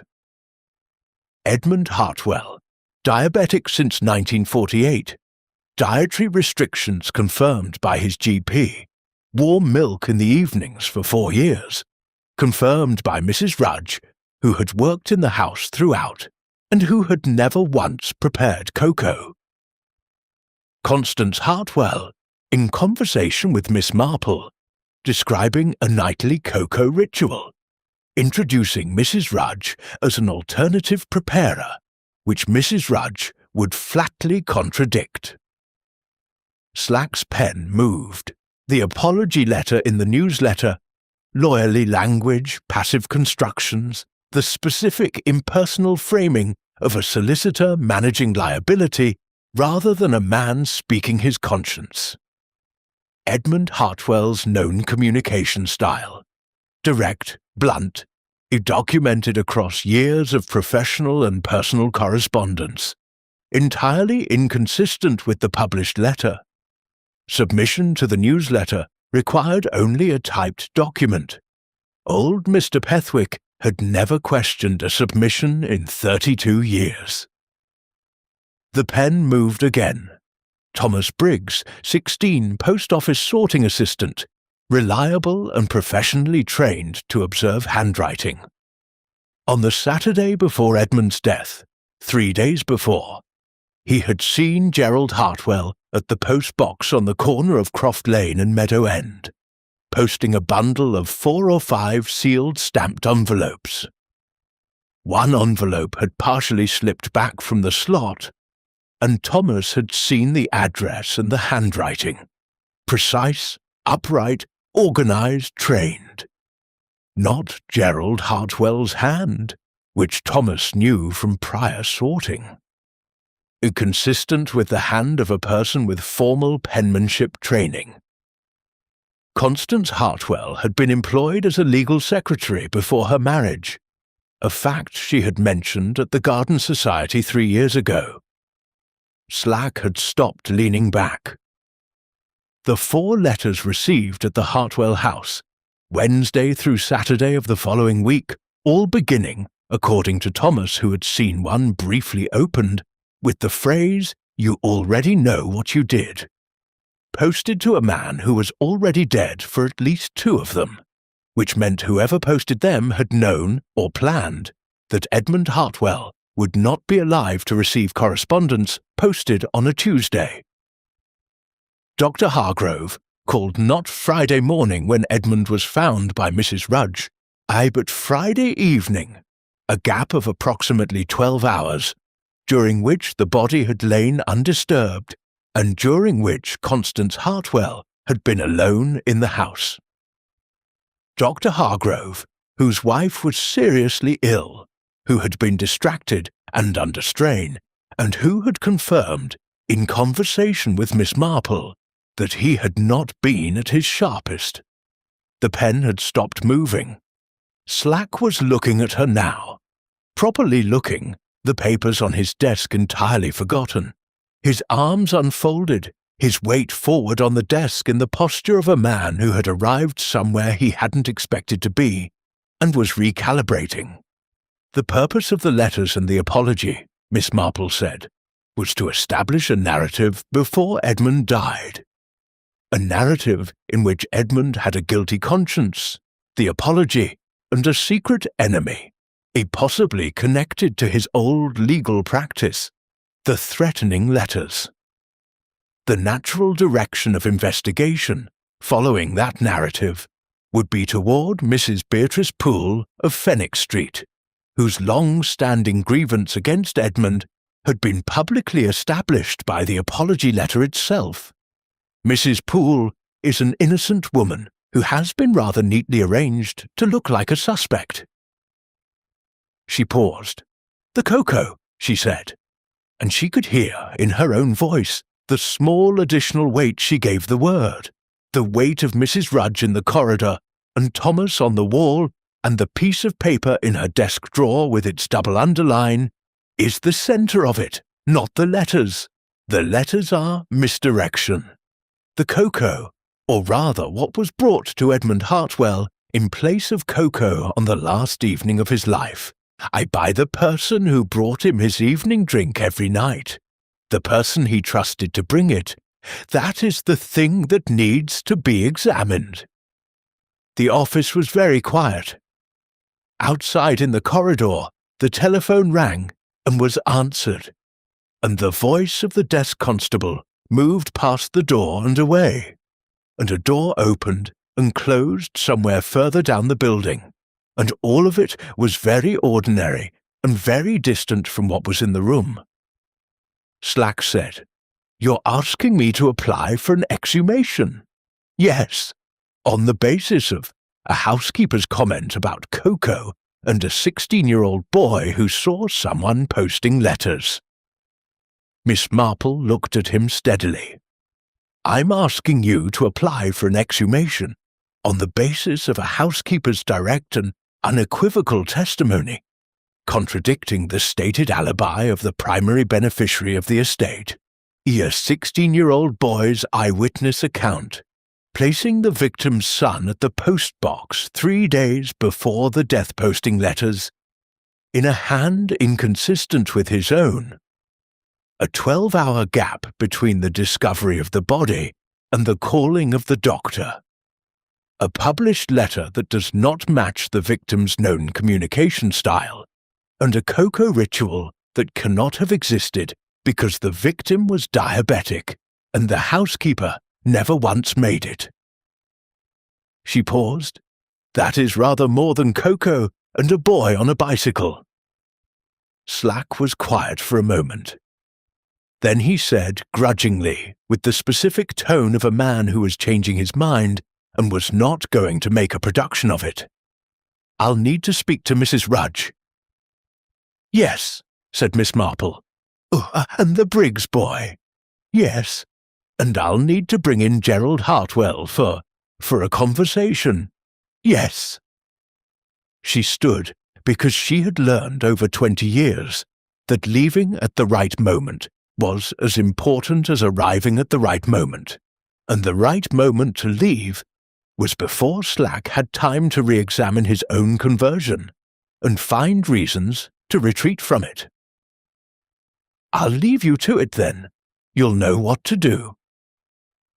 She said this last sentence with the complete sincerity of a woman who believed it, which was, she admitted, walking down the corridor past the young constable who was still dealing with the stolen dog, and was, she thought, winning, not entirely dishonest. Slack did know what to do once he was pointed in the right direction. His procedural instincts were sound. It was only his initial instinct to dismiss that was the problem, and that problem had, for today, been sufficiently managed. She was at home, in her chair, with her knitting, actually knitting, the blue cardigan advancing at last, the rhythm of it settling something in her that had been unsettled all week, when Mrs. Price Ridley's cook rang. Not Mrs. Price Ridley herself, which would have been unusual, but the cook, who had it from the butcher's boy, who had been in the vicinity of the police station when Gerald Hartwell's car had arrived, had been brought in, the butcher's boy said, which implied something more than a voluntary conversation. And the car had been there 2 hours. And when Gerald came out, he had come out with 2 officers on either side of him, and had not driven himself home. And Miss Marple said, "Thank you," and rang off and sat for a moment with her knitting in her lap and her hands still. Gerald. She thought about him the way she had been thinking about him all week. Not with sympathy exactly, because sympathy would have been a kind of dishonesty, an erasure of what he had done and its consequences. And he had enabled the death of his own father, even if the final act had been Constance's. But with something adjacent to sympathy. Something that acknowledged the specific human wreckage of a man who had probably started with small dishonesties and found, as people always found, that small dishonesties were not a flaw, but a slope, and the slope went one way. He had loved Edmund. She still believed this. And he had stood at a postbox on a Saturday morning with letters in his hand that were part of the preparation for his father's murder. And he had posted them.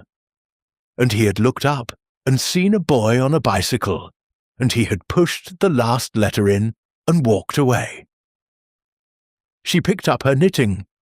The wool was blue, a particular blue, the blue of a clear October sky, at about 4 in the afternoon when the light was going golden, which was the best blue there was. She had chosen it in September with no thought of any of this, simply because it was the right blue. And she had been working on it in the intervals of a week she had not expected when she cast it on. And it was nearly finished now, which meant something, though she couldn't quite have said what. The news about Constance came the following morning. Not through Mrs. Price Ridley's chain, directly this time from Slack himself, who rang at 9:30 with the air of a man delivering information he felt proprietary about, and was not going to share more of than strictly necessary, which was his way, and which she had long since stopped finding irritating. Gerald had talked. He had talked, Slack said, in a manner suggesting that Gerald had talked at considerable length, and with considerable anguish, though Slack compressed this to made a full statement, in the way he compressed everything human to its administrative minimum. The statement confirmed the forgery of the apology letter, the posting of the pre-prepared threatening letters, the knowledge of, awareness of, Slack said carefully, Constance's intentions regarding Edmund's death. Gerald had not administered anything. Gerald had not been in the house on the Thursday evening. Gerald had been in Barchester, which was documented, and he had, Slack paused here, and Miss Marple heard in the pause something that might have been, in a different man, a kind of reluctant acknowledgement. He had apparently not fully allowed himself to understand what his absence from the house on that particular evening was enabling. He says, Slack said, that he thought she was only going to frighten him, make Edmund ill enough to be taken to hospital, buy some time before the will was changed. Another pause. He says he didn't know she would, that it would go as far as it did. Miss Marple was quiet for a moment. "Do you believe him?" she asked. a longer pause than she had expected. "I don't know," said Slack, which was a more honest answer than she had anticipated from him, and which she respected accordingly. Constance had been brought in that morning. Slack described this briefly. She had come when asked, which was not surprising. She had sat across from him and his sergeant. She had listened to what they had. She had said nothing throughout except at the end, when she had said clearly and without any of the performances of the week preceding it, without the handkerchief or the arranged expression or the chosen stillness, "I should like my solicitor, please." "That was all?" Miss Marple asked. "That was all?" She thought about this after she had rung off. Constance asking for a solicitor. The one thing in the end that Constance had said, the professional reflex, the legal secretary training, was the understanding of what one did when one was in a room with police and evidence and the thing one had done was done and could not be undone. One asked for a solicitor. One did not cry. One did not confess. One did not produce the handkerchief. One asked for a solicitor and sat with one's hands folded and waited, because waiting was what was left. And one did it with whatever dignity could be salvaged from what remained. Miss Marple set the telephone down. She went to her writing table and took out the piece of paper, the one with the 3 items and then 4, and then the small letters underneath. And she looked at it for a moment, and then she folded it once and again, and put it in the back of the desk drawer where she kept things she did not need to look at again, but was not yet ready to throw away. And then she went to the kitchen and made a pot of tea, a proper pot, the kind that required the teapot to be warmed first, and the water to be just off the boil, and a proper 4 minutes of waiting, and she carried it to her sitting room and sat in her chair and poured a cup and looked out at the lane. The chestnut had lost most of its leaves now. The lane was covered in them, copper and brown, and the particular exhausted yellow of things that had held their colour as long as they could. It was almost beautiful. Not the beauty of summer, not the emphatic living beauty of things at their fullest, a different beauty. The beauty of things honestly, completely done. She drank her tea. Tomorrow, she thought, she would cut the dahlias back. She would get the bulbs in before the ground hardened. She would do the practical things, and the things the garden needed, the things that were next. But today she sat and let the quiet of the room settle around her, and thought, not for the first time and not for the last, about the particular sadness of cases like this one. Not the dramatic sadness of sudden death or violent crime, which had its own harsh clarity. The slower sadness. The sadness of people who had made choices, small ones first, then larger, then the kind that could not be walked back, and who had arrived, by the accumulated logic of those choices, at a Thursday evening in October with a cup of warm milk and a man who trusted them. That sadness, the kind that didn't resolve, the kind that simply was when everything else had been accounted for, is when justice had been set in motion and the police had done their work and the truth was out and spoken and recorded and filed. When all of that was done, this remained. A residue. She had never found a way to be entirely rid of it. She wasn't sure she would want to be. Tuesday came around the way it always did, without announcement, without any particular awareness of its own significance, which was, Miss Marple had always thought, one of Tuesday's more reliable qualities. It arrived grey and mild, and smelling of wood smoke, and the particular turned-earth smell of gardens being put to bed for winter, and it brought with it the post, and with the post the newsletter, folded into thirds, the ink on the left margin smeared in exactly the same place as last week because old Mr. Pethwick's press had the same fault it always had and always would, until someone mentioned it to him, which nobody had done in 32 years, and nobody was likely to do now. She carried it inside, filled the kettle, stood at the kitchen window while she waited for it to boil, and looked out at the garden, at the dahlias, which she had finally cut back yesterday morning. Finally, the decision having arrived not dramatically, but simply, the way decisions arrived when you had been circling them long enough, and the circling was done. The beds looked bare without them. Honest and bare, the dark earth showing, the cut stems low and blunt, and there was something right about it, even though it looked worse than it had before. Things looked worse, sometimes when they were properly done. The bulbs were in too, all of them. The tulips along the south bed, the narcissi under the apple tree, the small cluster of alliums by the gate that she had been meaning to plant for 3 weeks, and that had sat in their paper bags on the potting shed shelf, with the patience of things that knew they would get there eventually. Yesterday had been a good garden day.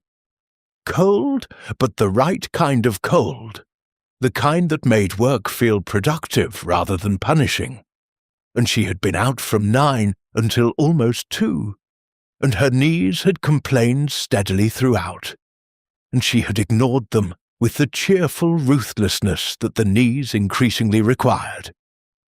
And by the time she came in for lunch, she had been muddy to the elbows and tired in the clean, physical, entirely satisfactory way that was quite different from the tired of a week of difficult thinking. When she made her tea, she carried it to her chair, sat, more carefully than she used to, the chair's familiar angles received differently by a body that was in its 80s and knew it, and opened the newsletter. The jumble sale, Saturday. The church roof fund had reached its target, which was genuinely good news, and which she read twice because good news deserved the attention.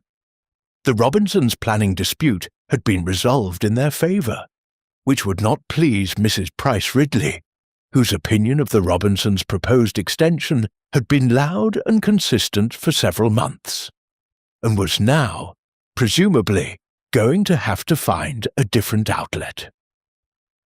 A brief notice about the new arrangements for the Tuesday market.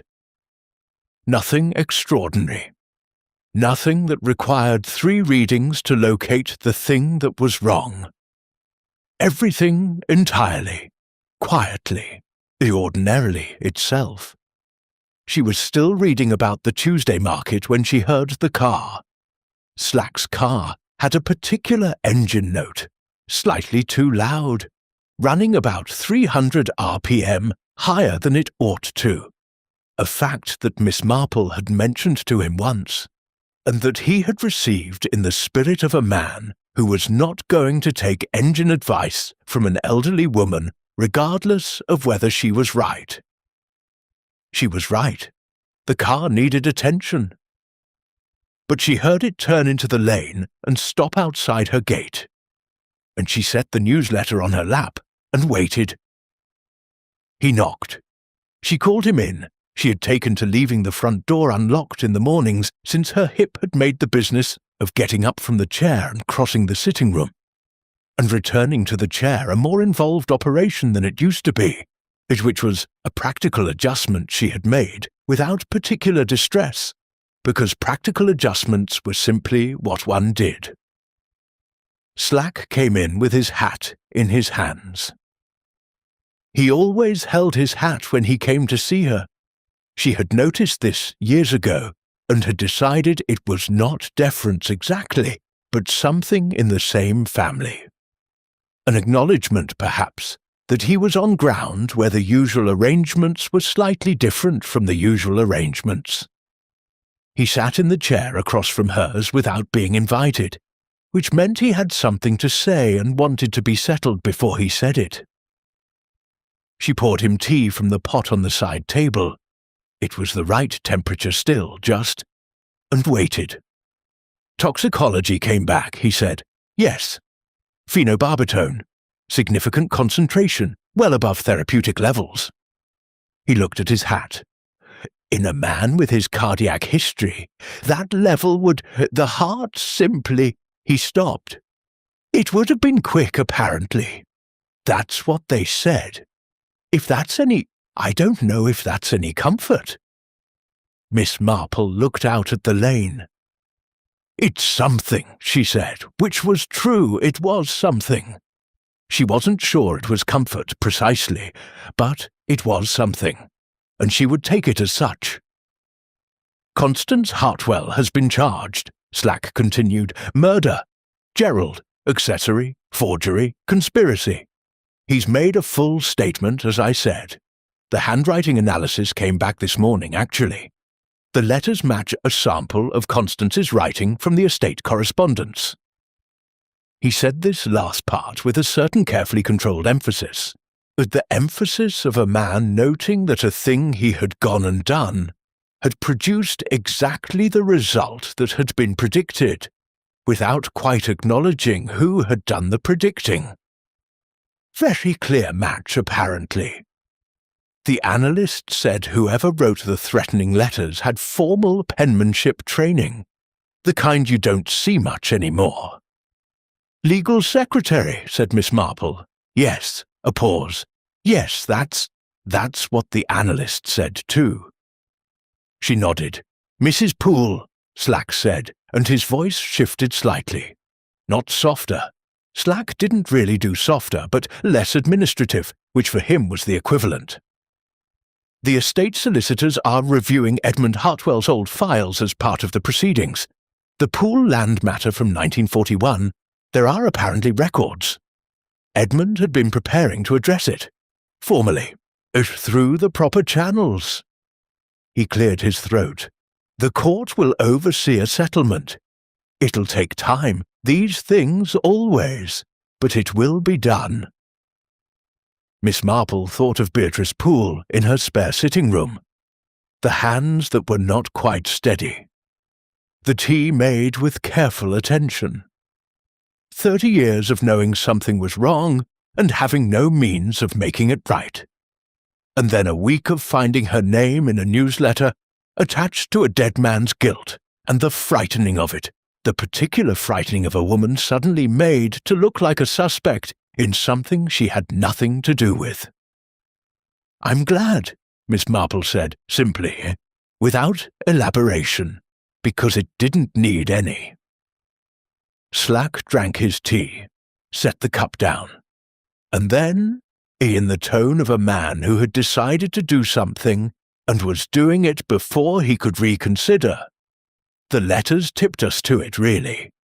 The timing of them, something didn't add up. Once we started pulling at that thread, the rest of it. He made a gesture with his free hand, a gesture that indicated unravelling. Came apart fairly quickly. Miss Marple looked at him. He looked at his hat. How very clever you were, she said, to have seen it. The words were entirely sincere. She meant them, not in the way of someone offering a compliment they didn't believe, but in the way of someone who understood that Slack had, in the end, done the necessary things. He had applied for the exhumation. He had brought Gerald in. He had got the handwriting analysis. The machinery of justice required people who would operate it, and Slack operated it, with limitations, yes, with a leaning-back tendency, and a periodic dismissiveness, and a reluctance to credit certain sources of information that she found professionally frustrating.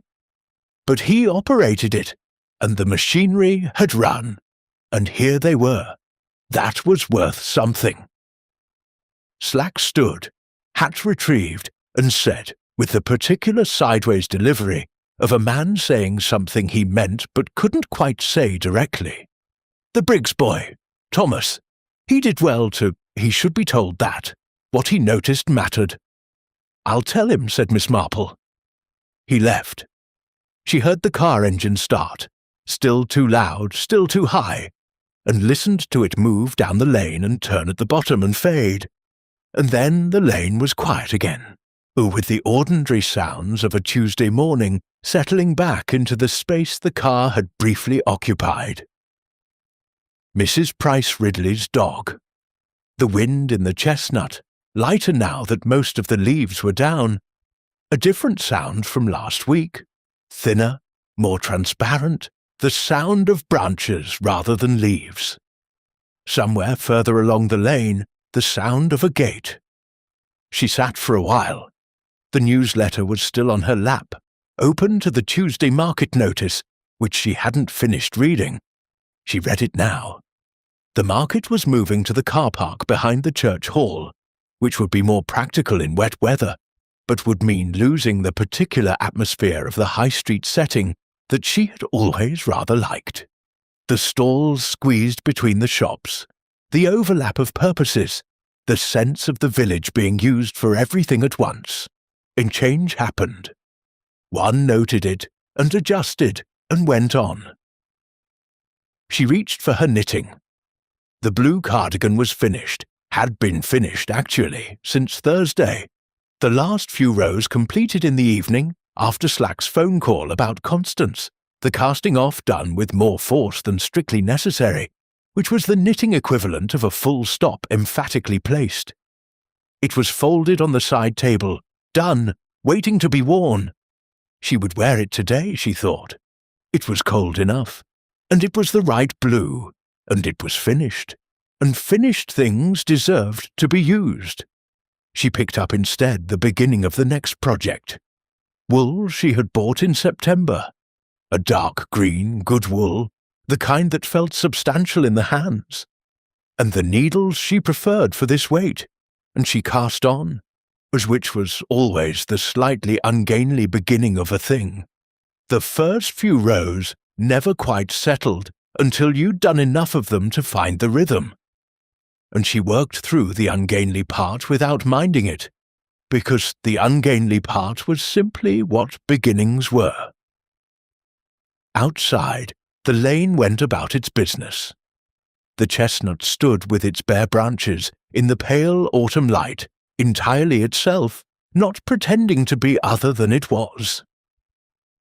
The gate at number 4 opened, and Mrs. Morton came out with her shopping basket and turned toward the high street in the purposeful way of a woman who had a list and intended to complete it.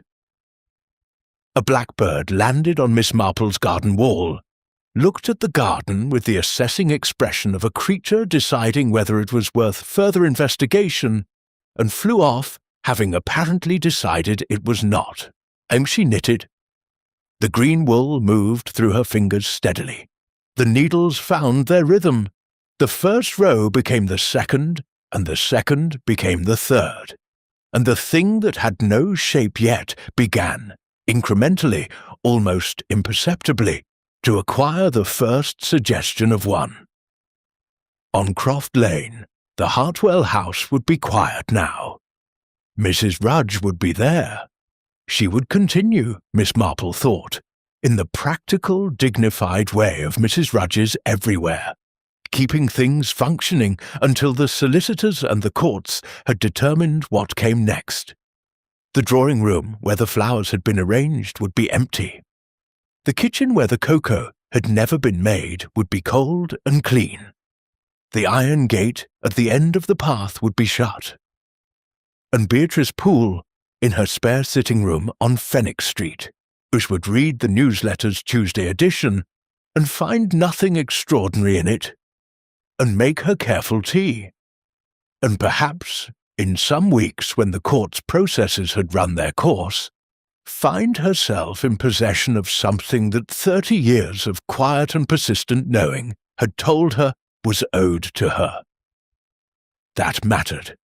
That mattered considerably. Miss Marple looked out at the lane one more time.